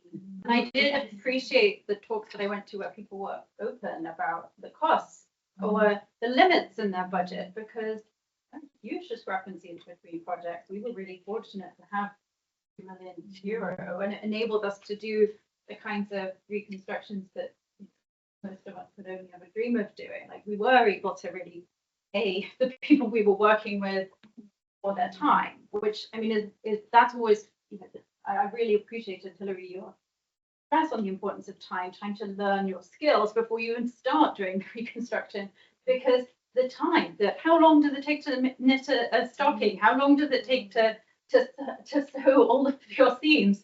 And that's the biggest discrepancy really between then and now, right? Is now materials are cheap and time is expensive, and that was not true of most of our historical actors. And you know, most of us don't have those resources all the time, and maybe we need to be honest about the limits in our budget in order to and what we can do on limited budgets in order to, as the field raises some status, and as there are projects that show that they do really kind of return on the investment that funding bodies have put into them, then we will be able to raise more funding and finally maybe be able to do more iterative practice like the sciences. Because there is money in academia, it's just it's often in equipment in science. Real study. So €2 million science project, right? So what we need, and you know, I kind of came to Reconstruction. Well, one of the ways I sort of managed to answer some of the questions that I had to encounter as a PhD student who was doing Reconstruction in an institution where nobody had ever done a Reconstruction in a PhD department before, was to go and do a history of science project. And they were smart, you know, and I'm talking about the Making a Knowing project in Columbia. The clever thing about that project was they applied for science funding. And so if you can sort of tap into the streams of funding that do exist, and as we kind of continue to publish and build on this network, you know, I do think that that's going to be very, very helpful to the field, not just in supporting the work that we do, but actually in having these really respectful, mutually beneficial collaborations with people who, let's face it, they don't necessarily need a peer review output. They're making a living through their making, and we need to be able to pay them rather than get favors. And then maybe it will stop feeling quite the power imbalance, or maybe some of the extractive processes that we sometimes see. So I think money is really important. I recall something that Jenny Teramani said recently, which is that for some of the objects in the School of Historical Dress, the reconstruction is worth more than the original objects because of the labour and time and investment that went into it. Yes, I mean, how much did the doublet cost that? Yeah, we could have just bought a doublet. It's over 30,000 euros together with the labor that went into. And that's not actually counting our labor. Exactly. I mean, it's just the materials and the labor. I want to add one more issue into what Sophie just said, that it's about working with volunteers, like in the Citizen Science Project. And somebody here was mentioning also, like, it was you, like, saying that, or telling about the experience of being a volunteer. Like, how do we work with the communities, like, outside that somehow, like, those reenactors or academics? And I think there's a lot of ethics involved in that. I know there are some, like, practical guidelines how to run citizen science, but it's really delicate work to work with the volunteers and somehow empower them and make them feel that they are valued, they are important, they are as important researchers there as we are, and somehow you have to get it right when you use volunteers. Obviously, I was talking about volunteering in my panel. I actually did a project before I did mine. I talked about where I was somebody who'd come in to do making for somebody else's project, and actually that felt much less creatively fulfilling because kind of my participation stopped at the making. There was like coming back to us and telling us what had happened and what they found, but that was the point at which our involvement stopped. So it's not that it was exploitative, but it was definitely a very different relationship as a volunteer when you're only involved up to a point. I guess money as well is like another aspect if we're talking about commercialization and, you know, makers and the reason why people make. I mean, obviously most of this panel are academics, so here we're thinking about funding bodies that will give us money to do things, but also, you know, people like yourself, Bernadette, that make a living out of doing this, or even, you know, someone like Brooke, for example, who, you know, work for Burnley and Trowbridge as well as doing your own thing, where it sort of bounds what you do in terms of your making practice, because, you know, it is your bread and butter as well. Yeah, I mean, it's definitely something that, since being part of this network especially, I've thought about a lot, because you do have the traditional funding methods, but what happens if you look somewhere else for funding? I mean, the whole realm of the internet now provides all these avenues of funding that we never knew existed 5 years ago. I mean, they didn't exist really 5 years ago. So now we have the ability to do public distribution. Well, that those eyes and that attention is valuable to somebody, and those somebodies are advertisers. So it's not, you can go to the academic bodies and say, will you give us this money? You can also go, if you have a project, it's kind of similar in a way. We have this project, we project it's going to get this, this sort of attention and this much reach.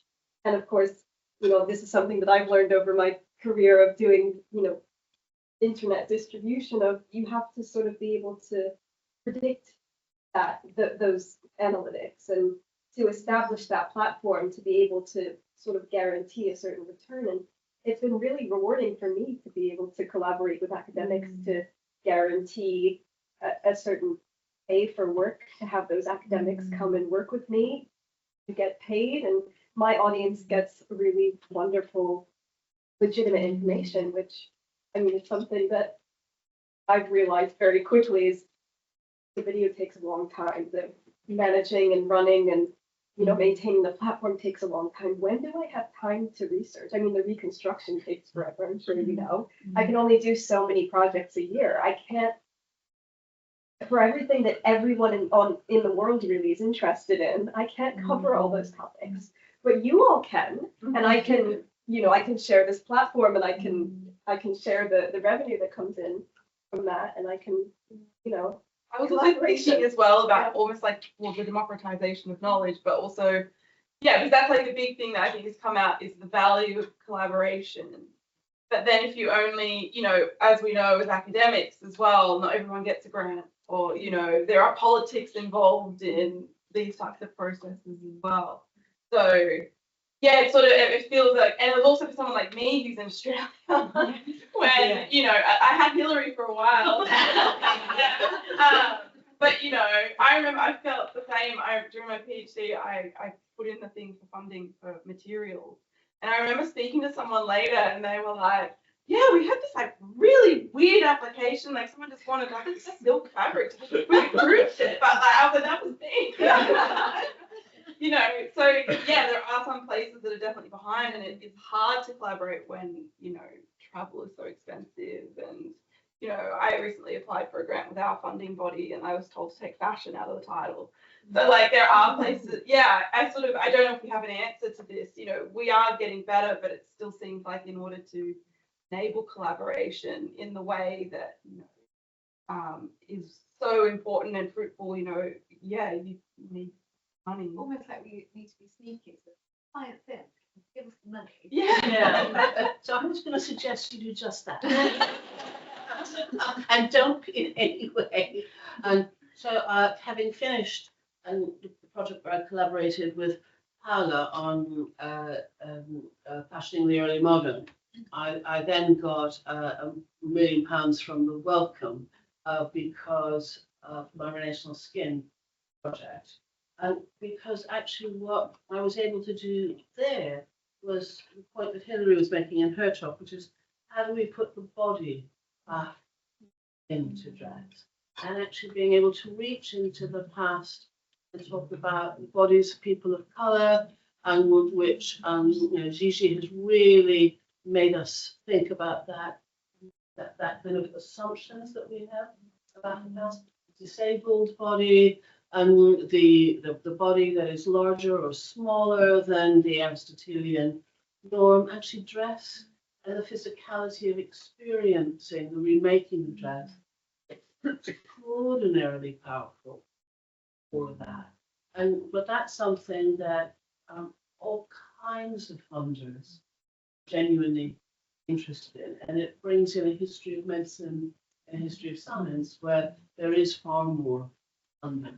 And actually, I think makes for very good, high quality lessons. Wow. So that I've heard many, many talks where it wouldn't take much to just articulate how that body that inhabited the dress of the past, and how are our bodies different today. Watching the two conveners use their own bodies to demonstrate is actually a fantastic way of bringing the past with them. So I've got lots of ideas about how you go and where you go next. I look forward to that conversation. Further to that as well, I do feel like one of the sides of all of this kind of technical computer modeling approach is, if we kind of look at the engineering tech approach, like Paula said, an engineer got it. And it's been my experience that when I come to tech people and go, I want to use your tech to do this thing, they go, that's really interesting. And that I think what we forget we have and what we take for granted is creativity. And I feel as well like there's a lot of potential for funding and experimentation by saying, we can make your equipment or your technique or your software do something that maybe you haven't thought of. And can we look at ways that, you've got this that you want to test, we've got something to test it on, and kind of have interesting ways there and push the bounds of, say, computer technology engineering, whatever field that is coming from, which also has a lot more money in it. And I think that's actually a potentially quite fruitful way as well, and that it doesn't necessarily have to be, all digital. There are so many ways that we can be linking that physical and digital, but maybe funding it differently and getting different sets of people excited about the potentiality of the tools that they use. There's a question. Yeah. So I'm still buzzing after your presentation, Hilary. That was great. And it's like all the people you mentioned, I've worked with about that. But I have always been super interested in how I'm a textile conservator, and so I'm always super interested in how textile conservation is, and especially fashion conservation, is being disseminated. And for a long time in conservation, especially when you're talking about 1960s, 70s painting conservators, they didn't want information out there because it was, quote, a forger's handbook. That's not really, with the monetary value of our objects, that's not necessarily that concerning to us. But I just want to ask about how you see digital and internet video being an access point for the public, and how we can sort of either combat or displace disinformation online when it comes to conservation and restoration, and the differences between those two, because I know about a lot in our field.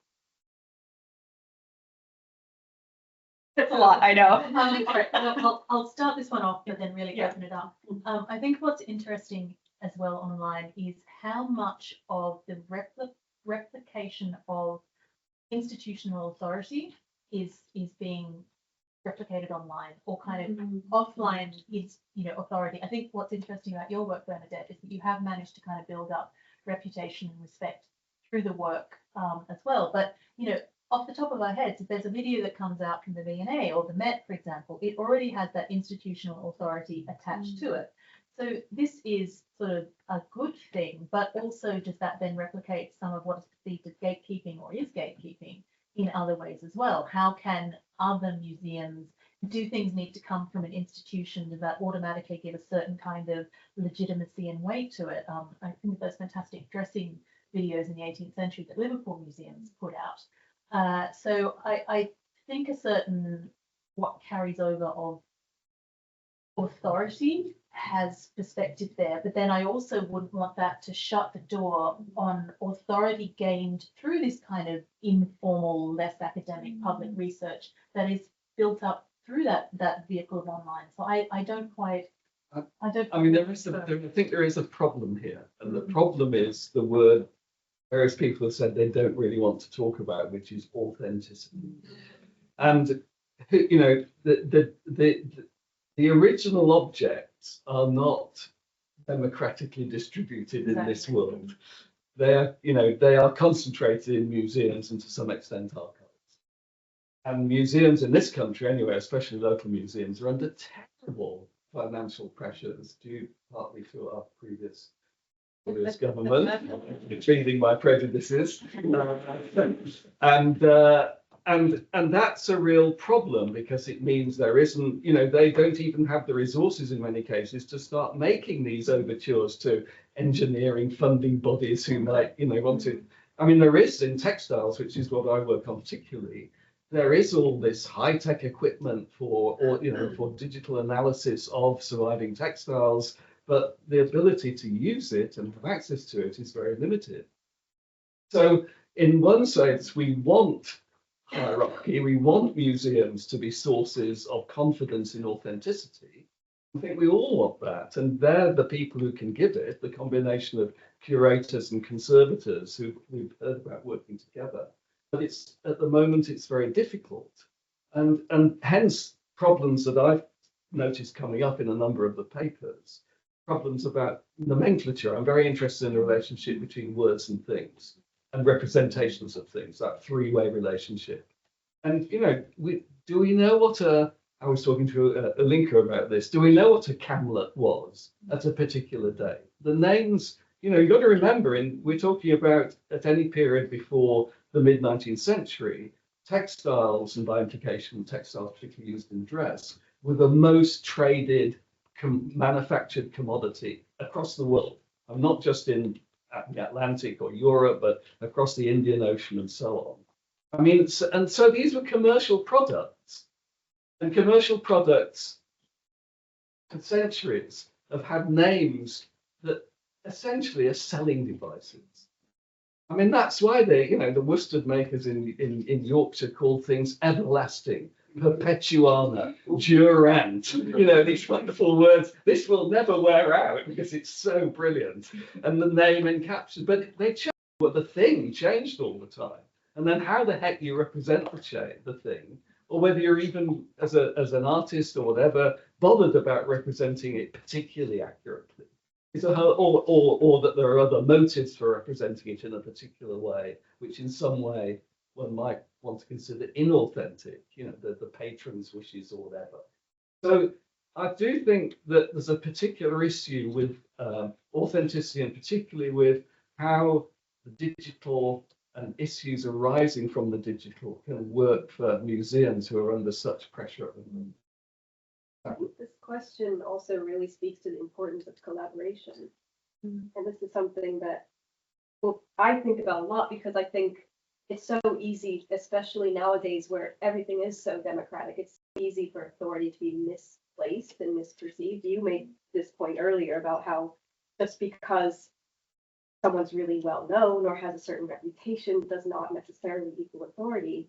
And this is certainly something that I've struggled with in my own career. All of a sudden, I have this big social media following and everyone wants to call me an expert. And I see comments all over the internet saying, why didn't you talk to Bernadette Banner? She's an expert. And it's a comment on, on another video where there's a brilliant dress historian, who I know is very well qualified, and it makes me feel uncomfortable.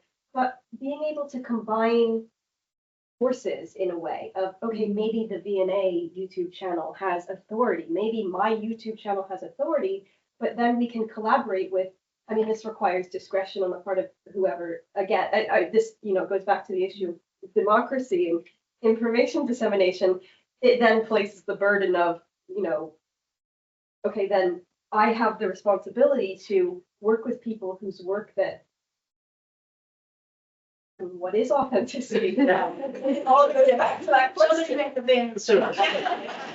Well, I was just saying, don't trust what museums partly because we have, so for example, at work we have the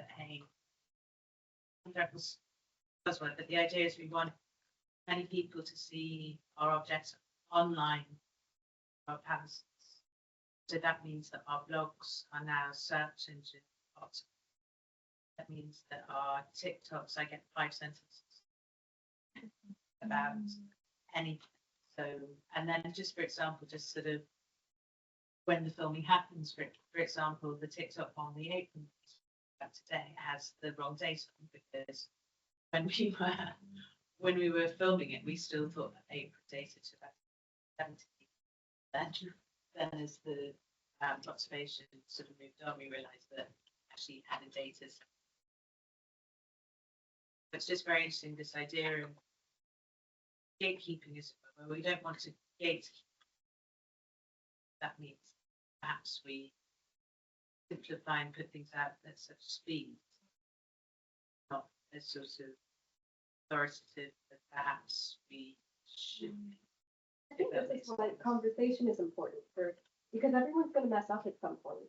Being able to speak to each other, and maybe somebody starts a new avenue of communication or a new platform or a new, that way we keep the democracy. You know, the internet is still there. People can post whatever we want, but opening up these avenues of communication between the academics, between the people posting, between the museums. I guess this is the whole theme of this network.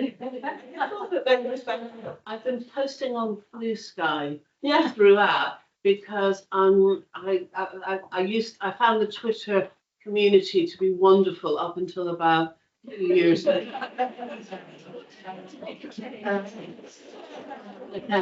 And I'm not sophisticated enough to do Instagram or and if my kids found me on TikTok, they'd never forgive me. So if you wouldn't mind considering just looking on joining Blue Sky, anyone can now join. It is actually, it does have a feel of a more innocent age. But I think, just to riff a bit off, the TikTok mode of dissemination, it is the real big question, that Hilary raised so eloquently about dissemination of results, because something I really struggle with is that, ideally we're all doing as much as we can. So, yes, we want to publish peer review, but we also want to share through blogs, through Instagram, other social media sites. The problem is this kind of funny time lapse between the information. So, peer review process was slow to begin with. The pandemic really slowed things down. It's hard enough to get this kind of work peer reviewed anyway, because there are so few people who are able to peer review this kind of work that we're all doing. We're probably all peer reviewing each other. Most of us only have so much time to accept peer review. So it's really challenging to publish this kind of work in academic venues. Lots of journals won't allow as many images as we want. They don't know how to integrate video. But so then you get this really weird time lag between, the field as it is in social media, as it is in conferences, and books and articles that have taken many years to come out. But the benefit of the peer review and that slow time lag is that it does enable you to make those corrections and say, no, the petticoat's actually from the, we found this out, we can edit. So, I think being very honest and correcting ourselves and going back to this question about, authority, I often think that authority comes with honesty. I mean, the best experts that I know are willing to admit the limitations of their knowledge, their source base, their experience, the idiosyncrasies of the object they've been working with, rather than it being universally applicable. It sort of comes back to positionality. Yeah, exactly. about being able to, and also, I think we spoke about this in the first workshop, and this is a huge problem in the sciences, like replication. Right. Being able to replicate what you've done before, or the fact, even attempting to do so, because I know in the sciences that's not sexy. No one's going to give you money to then be like, I'm going to try and replicate all these studies and see if they actually work. And then this all comes back to authority too. Like, as I said in my presentation, I want to revisit things I've done because I've moved on and I'm like, actually, I don't think I did it right the first time. That's not a sexy journal article though. So there has to be avenues for us as well to, say, actually my thinking has changed because of time, because I've been doing this longer and I've, looked at more things, I've done other things. Your body knows different things. Yeah. And be able to then put that, not only just to admit it, but then be able to somehow disseminate that as well. So, someone's not saying, well, you said this though, and this. I'm like, oh, but I think something different now because, I've come across other things. So something else that's come to mind while everyone's been talking, I think is also perhaps the issue of amplification. And how if algorithms are becoming increasingly sophisticated, and AI is also based on algorithms and human labor, like AI is very much based on human labor, how then perhaps can we increase authority or perhaps combat disinformation by amplifying the work of everyone? And I'm thinking here particularly of marginalized people or people doing work in areas that are not so prominent? How can we perhaps take platforms with more perceived authority and use those to amplify and say, hey, while you're here, look at this person's work. While you're here, let's also look at it from this point of view. While you're here, I'm going to share this video like a lot on Instagram, and I have this many followers, and I'll share it with someone who has this many followers. And that can also help to amplify the, the conversations. If people are starting to say, this is really interesting and more people should look at this, how maybe that's a kind of like a more organic algorithm that can help to balance out and then more about this than I do, but can what people are choosing to look at then start to shift what's being presented. Yeah, which connects very much with what Bernadette has been doing with the three of us have worked with you on videos and sort of lifting up our work. So Yeah. I mean, exactly this I think is a really healthy, sort of manual algorithm, as you say. Get as many people, just form a network. As many people can. And that way it's like, okay, if one person finds this person's platform and gets directed here, this person's also confirming this information and maybe directing you here. And this person's confirming this and this and this, and also directing you here and here and here. And it's like, okay, so maybe we can start to pick out the bits of misinformation. If maybe someone says something that's a little bit, where have you heard this? We haven't heard this, especially, I find it really important to cite all of my sources. Whenever I put out information, here's where I got it from. Preferably it's primary, so that theoretically the audience can go look for themselves. I don't want them to trust me on anything. But the more people we can have operating in this manner, I think is going to be helpful. I'm very aware that we have about 2 minutes left. So are there any final burning questions from the audience? Next to the network. We need to have a conversation. I need to sleep. We'll have a chat, and we'll have a chat with our wonderful advisory board as well, and work that one out. We definitely have ideas. So I have a burning comment to make, which is to invite the audience to say thank you to everyone who has made the past 2 days so special. Thank you the organisers, but actually all of De Montfort has really pulled together to make sometimes it's slightly chilly. Yeah. But actually a really, really great event. So I think probably give a shout out to Liz. Yes, Liz and Rachel and Laura and Kat and all the wonderful people who've been bossing you around, telling you where to go, keeping up on time. Yeah. We've got 1 minute.